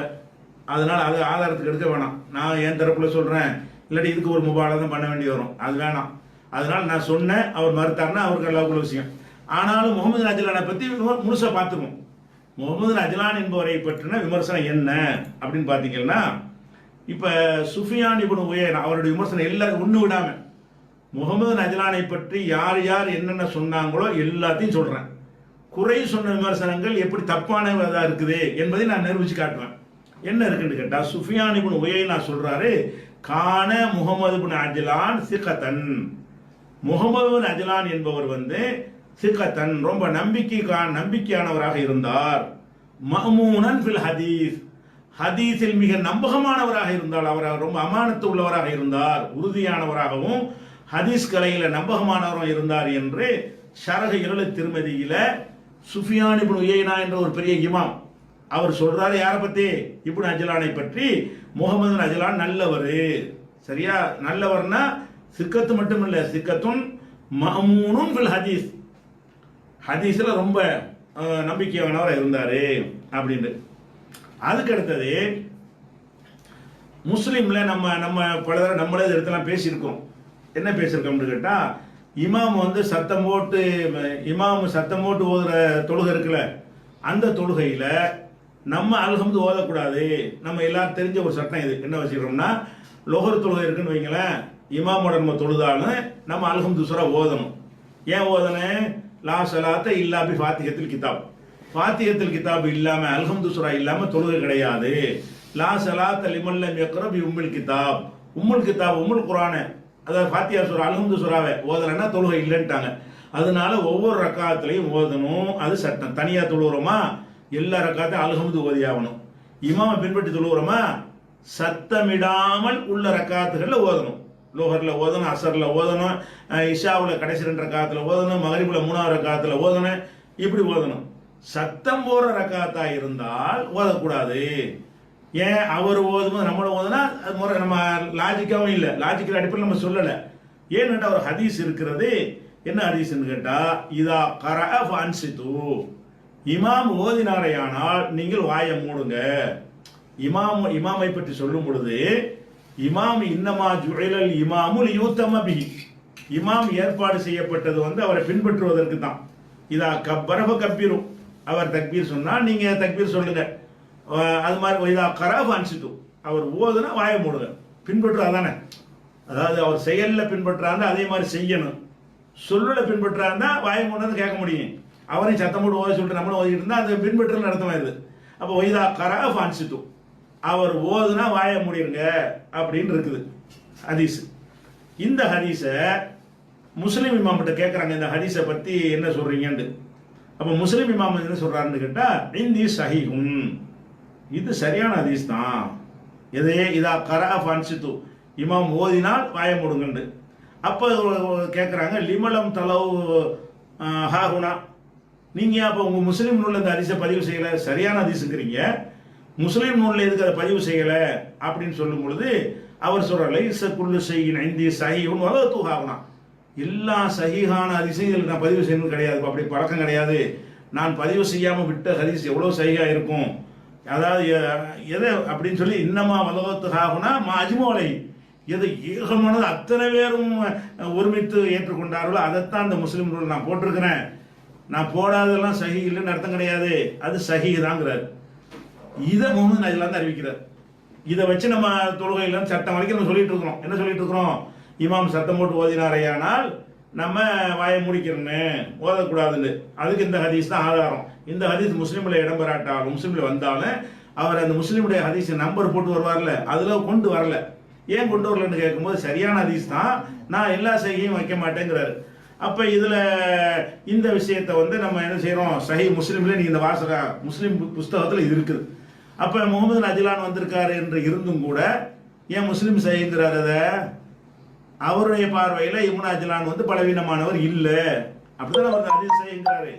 அதே மாதிரி வந்து இப்னு அப்துல் பர் அவர் சொல்றாரு, அகமது இமாம் அவர்கள் வந்து தஸ்ஃபகால பெயின்கால காயினுன் இன்ன கவுலஹு வைதா கரா ஃபன்சித்து, இதா கரா ஃபன்சித்துங்கிற சொல்லை எடுத்துக்கொண்டீர்களேயானால் லம் யகுல்ஹு அஹதுன் ஃபி ஹதீஸ் அபி ஹுரைரா கைர் இப்னு அஜ்லான், அபு ஹுரைராவுடைய இந்த ஹதீஸ்ல இப்னு அஜ்லான், அது முகமது அஜ்லானை தவிர இந்த வாசகத்தை யாரும் சொல்லவே இல்லை அப்படின்னு சொல்லிவிட்டு என்ன செய்யறாருன்னு கேட்டா, இது சரியான ஹதீஸ் தான், இவர் நம்பகமான ஒரு ஆளா இருக்கிறதுனால இது கூடுதலா ஒரு ஜியாதத்து சிக்கத்து அதிக நம்பகமானவராய் முகமது அஜ்லான் இருக்கிறதுனால அவர் கூடுதலாக இந்த வாசகத்தை சொன்னாரையானால் அதை ஏற்றுக்கொள்ள வேண்டும் என்று சொல்லி யார் சொல்றா, இப்னு அப்துல்லா பர் வந்து இமாம் அகமது பின் ஹம்பல் சொன்னதா காட்டுறாரு. அப்ப இதுல என்ன விளங்குது, முகமது நஜ்லான் வந்து அவர் இடம்பெற்ற ஒரு ஹதீஸ் சஹீஹ் அவர் சஹீஹ் தான் அர்த்தம், அது ஆயிடுச்சு. அப்ப அடுத்து என்ன செய்யறாருன்னு கேட்டா, இப்னுல் முபாரக் அப்துல்லா இப்னு முபாரக் அவரும் ஆய்வு செய்யக்கூடியவர் தான். அவர் சொல்றார், லம் யகுன் பில் மதீனத்தி, மதீனாவுல அஹதுன் அஷ்பஹ பி அஹ்லில் இல்மி மின் இப்னு அஜ்லான், இப்னு அஜ்லானுக்கு நிகரான ஒரு அறிஞர் கிடையவே கிடையாது. சும்மா சாதாரண அறிவிப்பாளர் கிடையாது முகமது அஜ்லான்ங்கிறவர். எப்படிப்பட்டவர்னு கேட்டா, மதீனாவுலே அப்துல்லா இப்னு முபாரக் அவர் வாழ்ந்த காலத்தில் உள்ளது சொல்றார். அவர் சொல்றார், மதீனாவுல கல்வியில இவருக்கு நிகரான ஒருத்தர் கிடையாது. அவர் வந்து உலமாக்கள் மத்தியில வந்து யாக்கூத்து, அதாவது பவள முத்து மாதிரி உள்ளவர், பவள மாதிரி உள்ள ஒரு ஆள் என்று நாங்கள் என்ன செய்வோம், அவரை வந்து நாங்கள் ஒப்பிடுவோம் அப்படிங்கிறார். இது வந்து ஜரஹு தாதீலுடைய முகத்திமாவுல இப்னு அபி ஹாத்தம் அவர்கள் என்ன செய்யறாங்க, எடுத்து எழுதுறாங்க. அதுக்கப்புறம் மைமூனிங்கிறவர் சொல்றாரு, சமயத்துஹு யகூலு, அஹ்மது பின் ஹம்பல் சொல்ல நான் கேட்டிருக்கிறேன், இப்னு அஜ்லான் சிக்கத்துன், இப்னு அஜ்லான் நம்பகமானவர் என்று சொல்லி நான் கேட்டிருக்கிறேன். இது மௌசூத் அக்வாலில் இமாம் அகமதுங்கிற அகமது இமாமுடைய சொற்களஞ்சியம், சொற்களின் தொகுப்புங்கிற ஒரு நூல்ல இருந்து அது எடுத்து காட்டப்படுது. அதே மாதிரி சுஃபியான் இப்னு உயைனா சொல்றாங்க, ரெண்டு பேர் இருக்கு. இது வந்து நம்பகத்தன்மைக்கு உள்ளது. ஒரு நல்லவர் இருக்குமாங்கல்ல, அல்லதான் நல்லவர் தீர்மானிப்போம், அது ஒரு விஷயம். பொதுவாக என்ன செய்வாங்கன்னு கேட்டால், ரசூல்லா காலத்தில் வந்து பஞ்சம் ஏற்பட்டுச்சுன்னு வைங்களேன், பஞ்சம் ஏற்பட்டுச்சுன்னா ரசூல்லாட்ட சொல்லி நீங்கள் துவா செய்யுங்க அப்படின்னு கேட்பாங்க மக்கள்.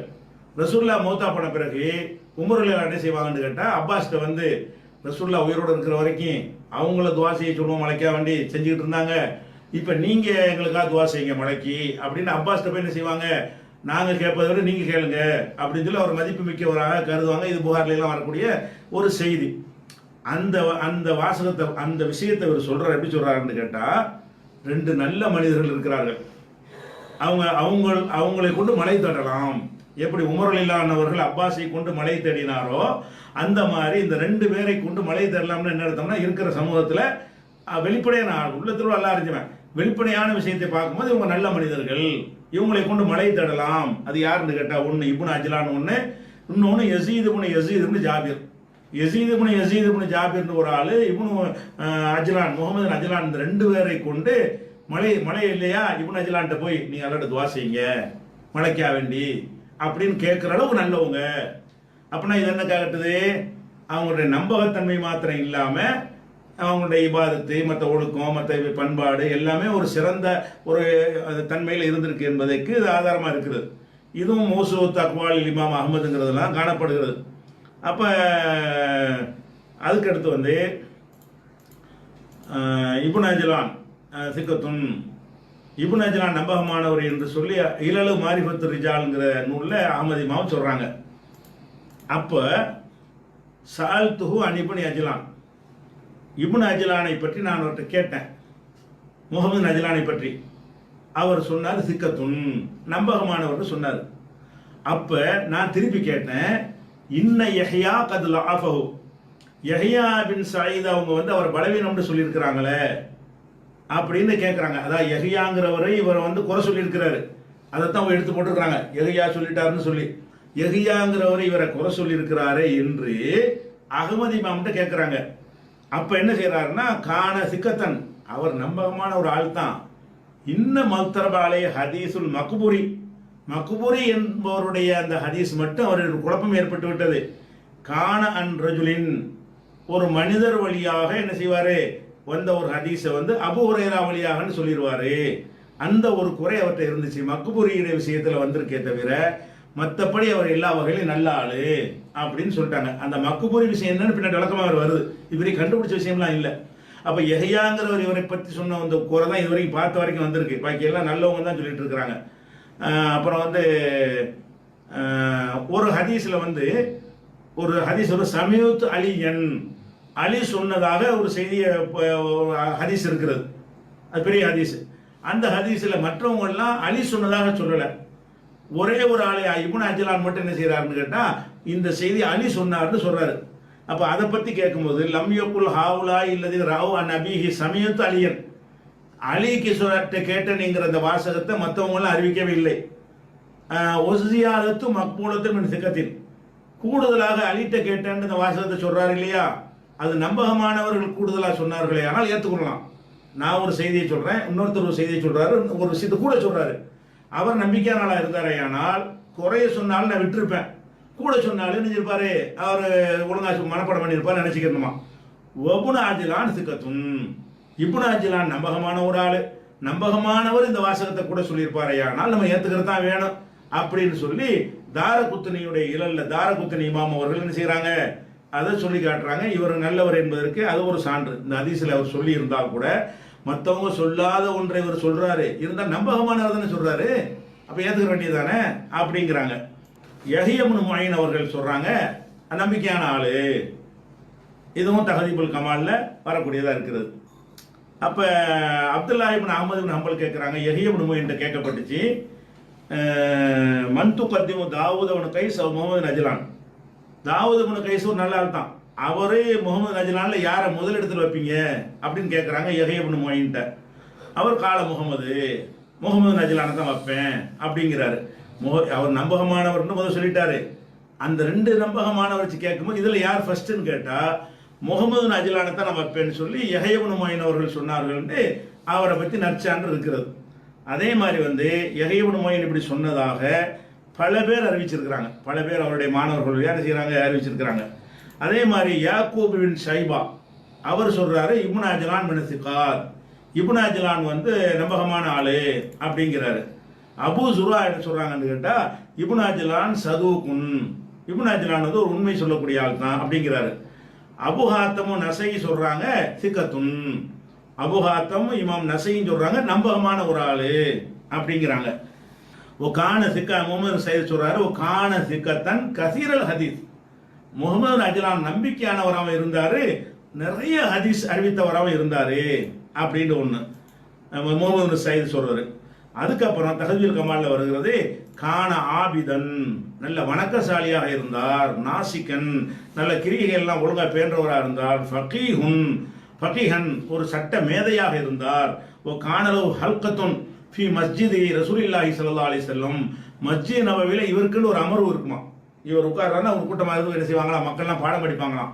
ஓ கான யுஃப்தி, ஃபத்வாவெல்லாம் கொடுப்பாரு, நம்பகமானவர், ஹதீஸ்கள்ல உறுதியானவர், மலை போடுற அளவுக்கு நம்பிக்கையான ஒரு ஆளு, ஆபிது வணக்கசாலி, கிரிகையில பேணக்கூடியவர், சட்ட நிபுணர், மஸ்ஜித் நபியில வந்து அவர் பயான் பண்ணுவாரு, அவருக்குன்னு ஒரு தனி அமர்வு இருக்கும், அவர் ஃபத்வாவும் கொடுப்பாருங்கிற அளவுக்கு அவரை பற்றி சிறப்பித்து சொல்லி இருக்கிறாங்க. இது தஹஜுல் கமால்ல இருக்குது. அதே மாதிரி வந்து இன்னொரு இமாமுன் சதூக்குன் மஷ்ஹூருன், இவர் உண்மையான பிரபல்யமான ஒரு இமாமு அப்படிங்கிறாங்க. அப்ப அஹ்மது இப்னு அபுஹாத்தம் எல்லாம் இவர் நம்பகான சொல்லியிருக்கிறாங்கன்னு சொல்லி மீசானுல் ஏத்திதால்ங்கிற நூல்ல சொல்றாங்க. ஓ கான இப்னு அஜ்லான் பின் ருஃபாய் வல் ஐமத்தி உலி ஸலாஹி வ தக்வா, தக்வாவுடைய சலாஹதா சாலிஹ் நல்ல நற்செயல்களை கொண்ட இமாம்கள் உயர்ந்தவர்களில் ஒருவராக இவர் இருந்தாரு அப்படின்னு சொல்லியும் மீசானுடைய ஏத்துதால்ல இருக்கிறது. ஜாஃபர் இப்னு சுலைமான்கிறவர் வந்து மதீனாவுடைய ஒரு நிர்வாகியா இருக்கிறார். அவர் என்ன செய்யறாருன்னு கேட்டா, இவருடைய ஏதோ ஒரு கருத்துக்காக வேண்டி இவரை வந்து தண்டிக்க நினைக்கிறார். யார? முகமது அஜ்லானை தண்டிக்கணும்னு சொல்லி கையை வெட்டணும் இருந்தால, இல்லாட்டி சவுக்கால் அடிக்கணும்னு ஏதோ ஒண்ணுக்கு என்ன செய்யறாரு அவர் சொல்றாரு. அப்ப அவர்கிட்ட போய் சொல்லி காட்டுறாங்க, அஸ்லஹல்லாஹுல் அமீர், அமீருக்கு எல்லாத்தையும் நல்லதாக்கி தரட்டும். லவ்ராயித்தல் ஹசனல் பசரி, ஹசன் பசரி அவர்கள் ஃபால மித்லஹாதா, இவர் செஞ்ச மாதிரி செஞ்சு இருந்தால் குந்தல் ஆரிபு அவரை நீங்க அனுப்பியலான்னு கேட்கிறாரு. ஹசன் அதாவது இப்னு அஜ்லான பிடிச்சி அடிக்கணும், ஏதோ ஒன்று பேசிட்டார் போல இருக்கு, அரசாங்கத்தை கண்டிச்சு பேசினாரா இன்னும் பேசியிருப்பார் போல இருக்கு. அவர் கையை வெட்டணும் இல்லாட்டி சவுக்கு அடிக்கணும்னு நிக்கிறாரு மன்னர் நிர்வாகி. அப்ப அவர்கிட்ட போய் கேட்கிறாங்க, எங்க ஹசன் பசரி உங்களுக்கு தெரியும் தானே, அவர் இந்த வார்த்தையை சொன்ன அவர் அடிப்பீங்களான்னு கேட்கிறாங்க. இல்ல அடிக்க மாட்டோம் அப்படின்ன உடனே அப்ப அவர் சொல்றாங்க, இப்னு அஜ்லான் இப்படிப்பட்டவர் தெரியுமா, இப்னு அஜ்லான் ஃபி அஹ்லில் மதீனத்தி கல் ஹசனி ஃபி அஹ்லில் பஸ்ரா, அதாவது பஸ்ராவாசிகளுக்கு எப்படி ஹசனோ மதீனாவாசிகளுக்கு இப்னு அஜ்லான். பஸ்ராவாசிகள் ஹசன் பசரினா பஸ்ராக்காரர் தானே, பஸ்ராவாசிகளுக்கு எப்படி ஹசன் பசரி ஒரு இம்பார்ட்டண்டான ஒரு முக்கியமான ஒரு லீடர், ஒரு நல்ல மனிதரோ, அந்த மாதிரி மதீனாவாசிகள்ல உள்ளவர் இப்னு அஜ்லான். அப்படியா நீங்க ஹசன் பசரி அடிக்க மாட்டீங்கன்னா இவரே அடிக்கக்கூடாது, இவங்க சொன்னா நல்லதான் சொல்லியிருப்பாங்க, தப்பா சொல்ல மாட்டாங்க, ஏதோ தவறான கருத்தை சொல்லிட்டாங்கன்னு அடிக்க போகும்போது இவர் ஹசன் பசரி மாதிரி ஆளுங்கிறாங்க. அப்ப ஹசன் பசரி நம்பகமானவர் தான் எல்லாரும் சொல்றீங்க, அவர் மாதிரியான ஆளுங்கிறது என்ன இருக்கிறது. அதுக்கப்புறம் என்ன செய்யறாங்கன்னு கேட்டா, இவரை செக் பண்றதுக்காக ஒரு கூட்டம் ட்ரை பண்றாங்க. என்ன செக் பண்றாங்கன்னு கேட்டா, இவருடைய ஞாபக சக்தி எப்படி இருக்குது, இவருடைய புத்தி கூர்மை எப்படி இருக்குது என்று காட்டுவதற்காக வேண்டி ஒரு 3 பேர் போய் என்ன செய்யறாங்கன்னு கேட்டா, அவர்கிட்ட போய்கிட்டு ஹதீஸை மாத்தி மாத்தி சொல்றாங்க. தகப்பனார்ட்டேருந்து அறிவிச்சதை அபூ ஹுரைராட்டேருந்து அறிவிச்ச மாதிரியும், அபூ ஹுரைராட்டேருந்து அறிவிச்சதை வந்து தகப்பனார்ட்ட அறிவிச்ச மாதிரி மாத்தி என்ன செய்யறாங்க, ஹதீஸ்ல போட்டு அவங்க சொல்றாங்க. சொன்னவன் அவர் என்ன செய்யறாருன்னு கேட்டா, இல்லை இது அந்த ஹதீஸ் அப்படி கிடையாது, இதுதான் இது அப்படி சொல்லி உடனே திருத்துறாரு. பல ஹதீஸை குழப்பிக்கிட்டு போய் அவரை டெஸ்ட் பண்ணும் பொழுது அவர் என்ன செய்யறாரு, கேட்டதுக்கெல்லாம் கரெக்டா சொல்றாரு. அபூ ஹுரைரா அறிவித்ததா சொல்றத வந்து வேற ஆள் அறிவிக்கதா சொல்றாங்க, இவர் அது கிடையாது, அபூ ஹுரைரா ஹதீஸ் நீ மாத்தி சொல்ற அப்படின்னு கண்டுபிடிச்சிடுறாரு. கண்டுபிடிச்ச உடனே பிறகு ஒரு கோபம் வருது. என்னன்னு கேட்டா, இப்படி வந்து நான் ஹதீஸ்ல விளையாண்டு சொல்லாத ஒன்றை சொல்லி இட்டுக்கட்டி என்ற சொல்லையில் கோபம் வந்து என்ன செய்யறாருன்னு கேட்டா, 3 வரையும் சபிக்கிறார். ரொம்ப கடுமையான முறையில் செய்யறாரு. அதாவது மலிஹங்கிறவர்கிட்ட சொல்றாரு, லா நஃபாக்கல்லாஹ் இல்மிக்க, உன் இல்மை கொண்டு அல்லாஹ் உனக்கு பயனை தரமாட்டான், ஹதீஸ்ல விளையாடுறியா? அட ஹதீஸ்ல வந்து நான் சொன்னேன்னா நான் சொன்ன சொல்லிட்டு போகணுமே தவிர வேற ஒரு பேரை மாத்தி இது எது சரின்னு கேட்டீங்கன்னா என்ன ஹதீஸ்ல விளையாடுறியான்னு சொல்லி கோவிக்கிறார். அதே மாதிரி அவருடைய இல்மை கொண்டு அல்லாஹ் பயன் தர மாட்டான் உடனே அதே மாதிரி பழிச்சு அவர் மோத்தா போயிட்டாராம். அதே மாதிரி அபு ஹப்ஸுங்கிறவர் இதே மாதிரி சோதிச்சு பார்த்தாரு, அவருக்கு ஏதாவது துவா செஞ்சுட்டாராம், அவர் வந்து பக்கவாத நோயினால் அவர் போயிட்டாராம். அது மாதிரி இருக்கு. யூசுப் என்பவர் இதே மாதிரி சோதிச்சாரா, அவர் வந்து முர்த்தத்தை மதம் மாறியவர் என்ற குற்றச்சாட்டுக்கு ஆளாகப்பட்டு கேவலப்பட்டு போயிட்டாரு அப்படிங்கிற ஒரு விஷயத்தையெல்லாம் வச்சு பார்க்கும் பொழுது இவர் வந்து இந்த சோதிச்சு பார்க்கும்போது கூட கரெக்டாக பேசக்கூடிய ஒரு ஆளாக யார் இருந்திருக்கிறா, அவர் முகமது ரஜலான். இந்த எல்லாத்தையும் வச்சு இதுக்கெல்லாம் பதில் சொல்லணும்ல. பலவீனம் என்ன பலவீனம்? நீங்க பலவீனத்துக்கு என்ன ஆதாரம்? தௌஹீத் ஜமாத் அறிஞர்கள் நம்ம அப்படித்தான் வச்சிருந்தோமா? தக்லீத் மறுபடி தௌஹீத் ஜமாத் விவாதம்னு வரும்பொழுது, ஒரு சர்ச்சைன்னு வரும்போது, ஒரு மறுப்பு சொல்லும் பொழுது முகமது ரஜலானுடைய டீட்டெயில் எடுத்துட மாட்டீங்களா? அப்படி அக்பர் அணிவர போட்டுல நீங்க சொல்லணும். அது ஈராக்கி என்பவர் வலுவானவர்னு சொல்லியிருக்காருன்னு நான் சொல்லியிருக்கும் பொழுது அப்போ ஏதோ இருக்கும் போல இருக்கணும், கொஞ்சம் தேடுவோம்னு கூட பார்க்கல. அது பிஜேகே தெரியும், அவர் நல்லவர் நம்ம ஏற்கனவே சொல்லியிருக்கிறோம். தக்லீத் மறுபடி பிஜேகே தெரியும், பிஜே நல்லவர் சொன்னாலும் பிஜே மாற்றுவார். ஏன் நல்லவராக இருந்தால் நல்லவர், தப்புனா மாற்றிக்கிடுவோம். இப்னு அஜ்லானை ஏற்கனவே நம்ம சொல்லிவிட்டோம். அதுலேயும் நீடி போன்ற ஒரு மனுஷனுக்கு அநியாயம் செய்ய முடியுமா? தவறாக அவர் அல்பானி சொன்ன நபி சொன்ன ஒரு காலத்தில் பிறகு அவர் சரியானவரை மாற்றிக்கிட்டு அவரை நல்ல இடத்துல வச்சு மதிக்க வேண்டியதானே அவரை. அப்போ இதுதான் ஆதாரம். இப்னு அஜ்லான் பலவீனமானவருக்கு என்ன ஆதாரம்னா அவர் பிஜே சொல்லிட்டார்ல, அவர் இருக்கும்போது அதான நிலைப்பாடு அப்படிங்கிறாங்க. அதை நான் மாற்ற சொல்லி அது சரியில்லை, அவரை அந்த விமர்சனம் பண்ணக்கூடாதுன்னு நான் சொல்லியிருக்கிறேன். அதை யாபத்தில் வச்சுக்கிறேன். இவரை பற்றி உள்ள குறையை பாருங்க. இவர் உள்ள குறை என்னன்னு கேட்டால், இதெல்லாம் நம்ப முடியாத ஒரே ஒருத்தர் சொல்லியிருக்கிறார். இது வந்து எந்த ஒரு அத்தாரிட்டியும் இல்லாமல், எந்த ஒரு ஏற்கத்தக்கது இல்லாமல் இவர் ஒரு பொம்பளையை கல்யாணம் பண்ணாராம். கல்யாணம் பண்ணிட்டு அந்த பொம்பளையுடைய பின்துவாரத்தின் வழியாக உடல் கொண்டாராம். உடனே அந்த பொம்பளை சத்தம் போட்டுருச்சான். குடும்பத்தாரெல்லாம் முறையிட்ட உடனே ஊரே திறந்து வந்துருச்சான். உடனே ஊரை விட்டு ஓடி போயிட்டாருன்னு ஒருத்தர் சொல்றாரு வாசகம். இது வந்து எந்த ஒரு ஆத்தன்டிக்கான விமர்சனம் கிடையாது, அப்படியான ஒரு ஆள் அவர் கிடையாது. அது வந்து இப்னு யூனுஸ், அபு சயீத் இப்னு யூனுஸ் என்பவர் என்ன செய்கிறாரு, இப்படி நடந்து இருந்தா இவரை கொண்டு தான் மலை தேடப்படும், இவர் சாலிகான அப்படி இல்லாமல் சொல்லியிருப்பாங்க. அந்த ஒருத்தர் சொல்லியிருக்கிறார், அவ்வளவுதான். அதே மாதிரி வந்து அதாவது புகாரி இப்னு அஜ்லானை வந்து லோஃபா பலவீனம் சொல்லும்போது, அதாவது லோஃபாங்கிற ஒரு நூலில், பலவீனர்கள்ங்கிற நூலில் வந்து இப்னு அஜ்லானுடைய விமர்சனத்தை பற்றி புகாரி சொல்றாரு. சொல்றாரு, காலலி அலி இப்னு அபில் வசீர் அன் மாலிகின், மாலிக் இமாம் வழியாக அபுல் வசீர் சொல்றாரு, அன்னஹு திக்ர இப்னு அஜ்லானை பற்றி மாலிக் இமாம்கிட்ட கேட்கப்பட்டுச்சான். இப்போ தக்கர ஹபரன் ஒரு ஹதீஸ் சொன்னாராம். இப்போ காலல் புகாரி சொல்றாரு, கால எஹேல் கத்தான் சொல்றாரு, லா அளவு இல்லா அன்னி சமயத் இப்னு அஜ்லான் எப்போது இப்னு அஜ்லான் இப்படி சொல்லி தான் நான் கேட்டிருக்கிறேன் அப்படின்னு அந்த இதை சொல்றாராம். அப்போ அவர் இப்னு அஜ்லான் என்ன செய்வார்னு கேட்டால், கான சயீதுல் மக்புரி என்பவர் யு ஹத்தீசு அன் அபிஹி அன் அபு ஹுரைரா.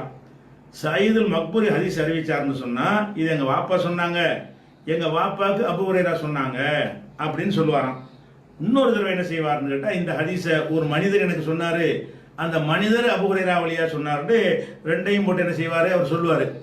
இதை வந்து என்ன சயீதுல் மக்புரியுடைய இந்த ரெண்டையும் போட்டு தான் இவருக்கு வந்து குழப்பம் ஏற்பட்டு போச்சு இந்த ஒரு விஷயத்துல. அதாவது தந்தை வழியாக அவர் சொன்னாரா, ஒரு மனிதர் வழியாகன்னு சொன்னாரா என்பதில் அவர் குழப்பம் ஏற்பட்டு போச்சு அப்படின்னு சொல்லி புகாரி வந்து இவரை பற்றி உள்ள விமர்சனத்தில் சொல்லி காட்டுறாரு.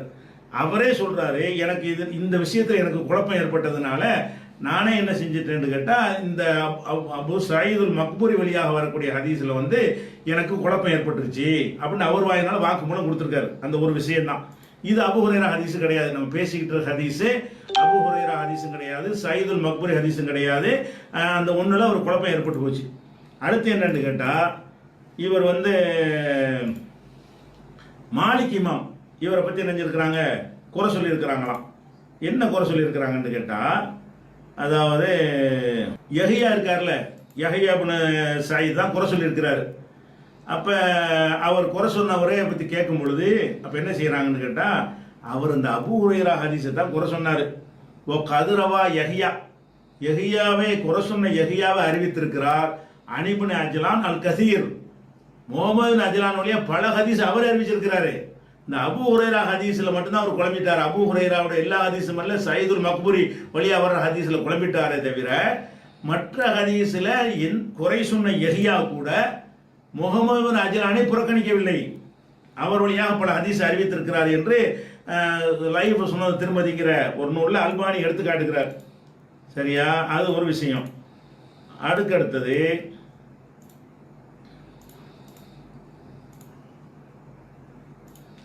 சொல்றாங்க, யஹ்யா இப்னு சயீத் வந்து எதுக்கு இவரை குறை சொன்னார்னு கேட்டா, இந்த அதாவது அஹாதீசு சயீதுல் மக்புரி, சயீதுல் மக்புருடைய ஹதீஸ்களை பொறுத்த வரைக்கும் பாலுஹா அன் சயீதின் அன் அபூ ஹுரைரா, சில ஹதீஸுகள் சயீத் என்பவர் அபூ ஹுரைராட் நேரடியாக கேட்டதா வரும். ஓ பாலுஹா அன் சயீதின் அன் ரஜுலின் அன் அபூ ஹுரைராட் வரும். அப்ப ஃபக்தலத்து அலைய, இது எனக்கு குழம்பி விட்டு ஃபஸய்யர்துஹா அன் சயீதின் அபூ ஹுரைரா, நான் எல்லாத்தையுமே சயீத் அபூ ஹுரைரா நான் மாத்தி விட்டுட்டேன், எனக்கு குழம்பி போச்சு அப்படின்னு யார் சொன்னா? அந்த இப்னு அஜ்லான் அவரே வாக்குமூலம் கொடுத்திருக்கிறாரு. இந்த வாக்குமூலத்துக்காகத்தான் இன்னமா தகல்லம யஹ்யா இப்னு சயீத், இந்த இதுக்குத்தான் லிஹாதா, இதுக்குத்தான் விமர்சனம் பண்ணாரே தவிர டோட்டலாக விமர்சனம் பண்ணவே இல்லை. இவர் நிறைய ஹதீஸுகளை இப்னு அஜ்லான் வழியா அறிவித்திருக்கிறாருங்கிறாங்க. அது போக இப்ப நம்ம அல்பானி சொன்னார் பாருங்க, அவர் என்ன செய்வார்னு கேட்டா பல ஹதீஸுகளை எடுத்து போட்டுட்டு இஸ்னாதுஹு ஜய்யிதுன் பாரு, அதாவது இஷாவுலையும் சுபுகளையும் உள்ள நன்மையை நீங்கள் அடைந்தீர்களே ஆனால் அது தவழ்ந்தாவது வருவீர்கள்ங்கிற ஹதீஸ் இப்னு அஜ்லான் வழியா அறிவிக்கப்படுது. ஓ இஸ்னாதுஹு ஜய்யிதுன், அந்த இஸ்னாது வலுவானதுங்கிறார். எந்த இப்னு அஜ்லான் அல்பானி விரல சைக்கிற விஷயத்துல விமர்சனம் இருக்குன்னு சொன்னாரோ அவரே என்ன செய்யறாருன்னு கேட்டா இஸ்னாதுஹு ஜய்யிதுன்ங்கிறார், வலிமையான ஆளுங்கிறார். அதே மாதிரி இப்னு அஜ்லானை பத்தி காணமின், அதாவது ஹாதா இஸ்னாதுன் லாஹிரு வஸ்ஸிஹா, இதனுடைய இஸ்னாதை பார்த்தீர்களே ஆனால் முகமது அஜ்லான் அறிவிக்கிற ஹதீஸை போட்டுட்டு இது சரியான ஹதீஸ் தான், ஃபைன் ரிஜாலஹு சிகாத், இதனுடைய அறிவிப்பாளர் நம்பகமான ஆளுக்கு தான் அப்படிங்கிறாரு.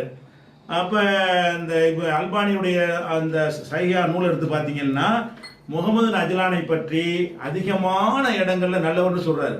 1-2 ஹதீஸ்ல அவரை பத்தி விமர்சனம் பண்ணியிருக்காங்கிறாரு. அப்படி பண்ணும்போது கூட வேற வேற காரணத்தை எல்லாம் சேர்த்தா பலவீனமாக்குவார். அப்ப நான் என்ன கேட்கிறேன்னா, முகமது அஜ்லான் என்பவருடைய எந்த ஹதீஸ் பேசுகிறோம்னு கேட்டா, ரசூலுல்லாஹ் இப்படி இரவுல போகக்கூடாதுன்னு சொல்லிட்டாங்க. ஒருத்தர் போனா வீட்டுல போனா அவர் விரும்பத்தகாத விஷயத்தை பார்த்தாரு அப்படின்னு ஹதீஸ் இருக்குல்ல, அந்த ஹதீஸ் தான் பலவீனமான ஹதீஸாம். ஏன்? அவங்க ஒரு நிலைப்பாடு வச்சிருக்கிறாங்க, புதிய நிலைப்பாடு, அதுக்கு மாத்தமா இருக்கிறதுனால.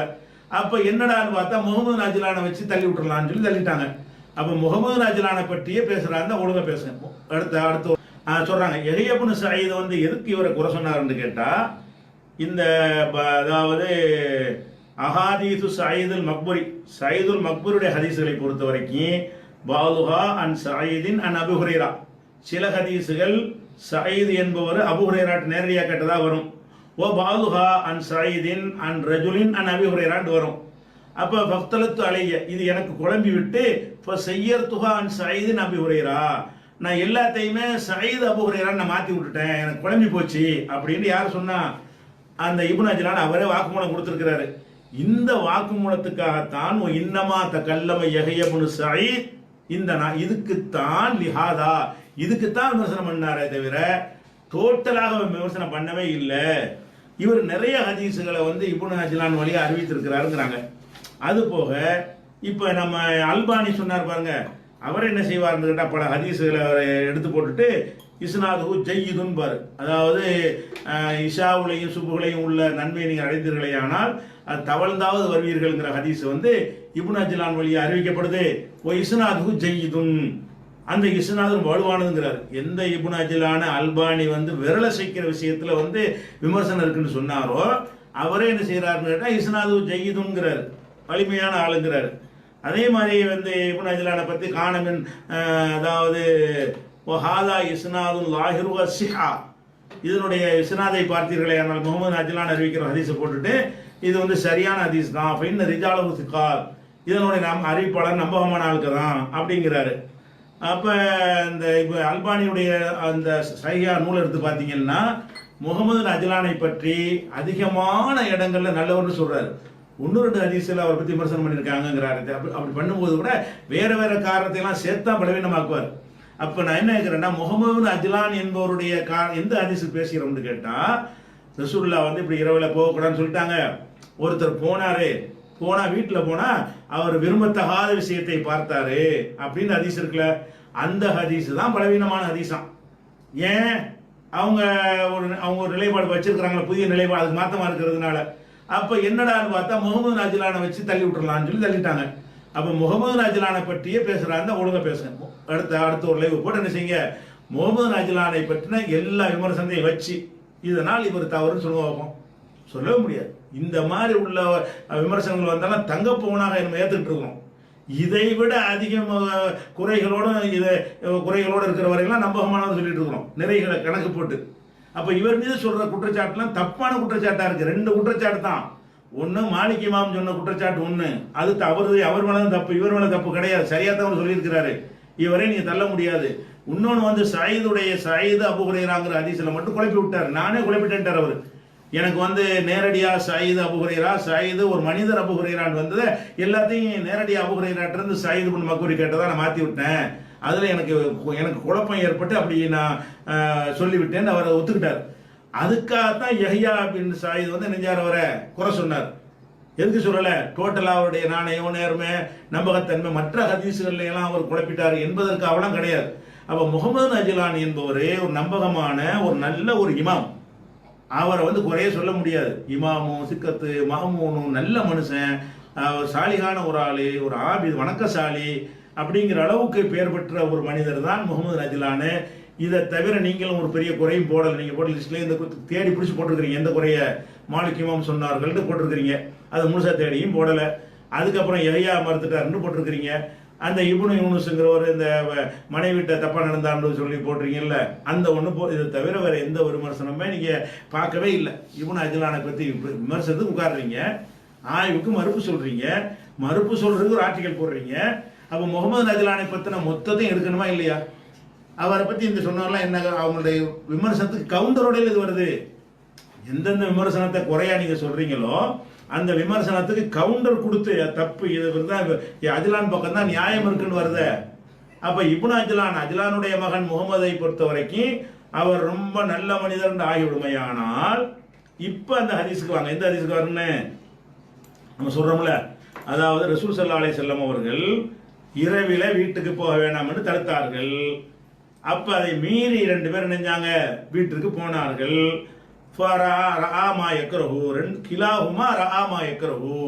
அங்கே விரும்பத்தகாதை பார்த்தார்கள் வருது. இது ஹதீஸ். அப்ப நீ எந்த ஹதீஸ வந்து முதுரஜ் நுழைக்கப்பட்டதுங்கிறீங்களோ அது நுழைக்கப்பட்டது இல்லை, இந்த அர்த்தத்துல ரசூலுல்லாஹ் சொல்லி இருக்கிறாங்க அப்படின்னு வருது. இதுக்கு என்னன்னு பலவீனம் அப்படி தள்ளி விட பாக்குறாங்க. பலவீனம் கிடையாது. விரும்பத்தகாதை பார்த்தார்களுக்கு என்ன செய்யணுமா, விரும்பத்தகாத பார்த்தாங்கன்னா பரட்டையா கிரட்டையா அப்படியே அதை பார்த்தாங்க அப்படிங்கிறார். அப்படித்தானே சொல்லாம போன அப்படித்தானே இருப்பாங்க. இது விரும்பத்தகாத, இது ஒரு வீட்டுக்கு சொல்லாம போனோம்னா வீட்டுல படுத்து கிடக்கும்போது அப்படித்தானே பொண்டாட்டிலாம் இருப்பாங்க. வெறுக்கத்தக்க ஒரு சூழ்நிலையை பார்த்தார்கள் சொன்னாலேயே அது எதைத்தான் குறிக்கும், இந்த இயல்பான அதை குறிக்காது. இயல்பா நம்மள ஒரு வீட்டுக்கு போறோம்ங்க, நம்ம வீட்டுக்கு போறோம், நம்ம மனைவி வந்து என்ன தைக்காம சிக்காம உட்காந்துட்டு இருக்காங்க, வெறுக்கத்தக்கது. அது வெறுக்கத்தக்கதை பார்த்தேன்னு சொல்லுவோம். வெறுக்கத்தக்கதை பார்த்ததுன்னு எதுக்கு சொல்லப்படும், அவங்க தலை சீவாம இருந்தாங்க அதுதான் சொல்றான்னு வியாக்கியானம். அதான் எல்லாத்துக்கும் யாருக்கும் தெரியுமே. இது 2 பேருக்கும் யாருக்கும் அப்படித்தானே இருக்கு. சொல்லிக்கிறாம போனீங்கன்னா அந்த மனைவி தயார இரவுல போனா பகலா இருந்தா கூட அவங்க வந்து அலங்கரிச்சிட்டு இருப்பாங்க, இரவுல படுத்து கிடப்பாங்க, தலை களைஞ்சிருக்கும், அப்படிதான் இருப்பாங்க. யாரு போனாலும் அப்படித்தான் இருப்பாங்க. இது வெறுக்கத்தக்கது தெரிஞ்சதானே இது. அப்ப அந்த இதையும் வச்சு பார்க்கும் பொழுது அந்த ஹதீஸ் கரெக்டா 2 விஷயம் தான். இரவில் போகக்கூடாது என்பதற்கு வந்து துருவக்கூடாதுங்கிறது தான், அவங்க அலங்கரித்துக் கொள்ளணும் என்பதுதான். 2 தான் காரணம். 2 காரணம் என்பதை தான் ஃபத்ஹுல் பாரில இப்னு ஹஜர் சொல்றாரு. இவனை எதுக்கு இது அவங்களெல்லாம் எழுக்கிற அதெல்லாம் ஆதாரமாகாது. ஏன்னு கேட்டா இப்ப நம்ம தான் நோக்கத்துக்குண்டாங்கல்ல. அப்ப இப்னு ஹஜர் என்ன மேட்டர்ல மாட்டிக்கிட்டாரு தெரியல. இப்ப அவர் அதை சொல்லிவிட்டாரு. புகாரியும் தலைப்புல கொண்டே போட்டாரு, அவர் இதில் மாட்டினார் வழங்கல. இப்ப இப்னு பத்தாலும் சொல்லிட்டாரு, இப்னு ஹஸமும் சொல்லிவிட்டாரு. எல்லா அறிஞர்களும் என்ன செய்யறாங்க, இதை அவர் சொல்லி வர்றாங்க. அப்ப இப்படிலாம் பார்க்கக்கூடிய நேரத்துல இந்த ஹதீஸை பலவீனமாக்க அவங்க நினைத்தது வந்து தப்பு. அப்ப 2 வாதம் நிலைப்பட்டுருச்சு. 2 வாதம் உறுதியாக நினைஞ்சிருச்சு, போயிடுச்சு. அது முதலஜி கிடையாது, கரெக்டான விஷயம் ஆயிடுச்சு, முடிஞ்சா. இதுதான் இது சம்பந்தமா அவங்க மார்க்க சம்பந்தமாக அவங்க சொன்ன ஒரு விஷயம். முகமது அஜ்லானை பற்றி வந்து நம்ம ஏற்கனவே சொல்லி இருந்தாலும் நம்ம தேடி பார்க்கும்போது மாத்தணும் என்ற நிலைக்கு நான் எப்போ வந்து விட்டேன், அதை கரியமிட்ட செய்கிறான் சொல்லி இருக்கிறேன். அதுக்கு பிறகு அந்த மாதிரி வரக்கூடிய ஆர்டிக்கல்லாம் ஏகத்தூது அனுப்புனா கூட நான் ரிஜெக்ட் பண்ணி விட்டுருவேன். வழங்குதா, இது கொஞ்சம் முகமது அஜ்லானை வச்சு செய்யறது தப்பா தெரியுது, அவர் நான் உட்காந்து பண்ணணும்னு சொல்லி முடிவு எடுக்கலாம், ஆய்வுல வைக்கணும்னு சொன்ன விஷயம். ஆனா நீங்கள் இவரை வச்சு ஒரு ஹதீஸ் வலுவான ஹதீஸ்னு சொல்லப்பட்டிருக்கும் பொழுது அதை பலவீனம்னு சொல்வதற்கு எதை ஆதாரம் காட்டுறீங்கன்னு கேட்டா, நீங்கள்லாம் சேர்ந்து எடுத்தது தான் ஆதாரங்கிறீங்க. ஈராக்கி சொன்னா ஆதாரம் ஆகாதுங்கிறீங்க. தௌஹீத் ஜமாத்துல நாங்க இந்த நிலையில இருக்கிறோம், அது ஆதாரம்ங்கிறீங்க. அது எனக்கு ஆதாரம் இல்லை. வழங்குதா, நானே சேர்ந்து செஞ்சாலும் எனக்கு அது ஆதாரம் கிடையாது. எனக்கு இந்த ஆதாரம் தான் ஆதாரம். அவரை பற்றின முழு விமர்சனம் என்னவோ அதுதான் ஆதாரங்கிற அடிப்படையில் முகமது அஜ்லானை பற்றி சொன்ன விஷயங்கள் வந்து அவர் நல்ல ஆள் தான், இந்த ஹதீஸும் நின்றுச்சு, அந்த ஹதீஸும் நின்று விட்டது, நீங்களே அது சரி என்று ஒத்துக்கொண்டீங்களே, அந்த ஹதீஸ் சரியான ஹதீஸ் தான், அதை இந்த ஹதீஸ் வலுப்படுத்துது என்பதை என்ன செய்யணும், புரிந்து கொள்ள வேண்டும்.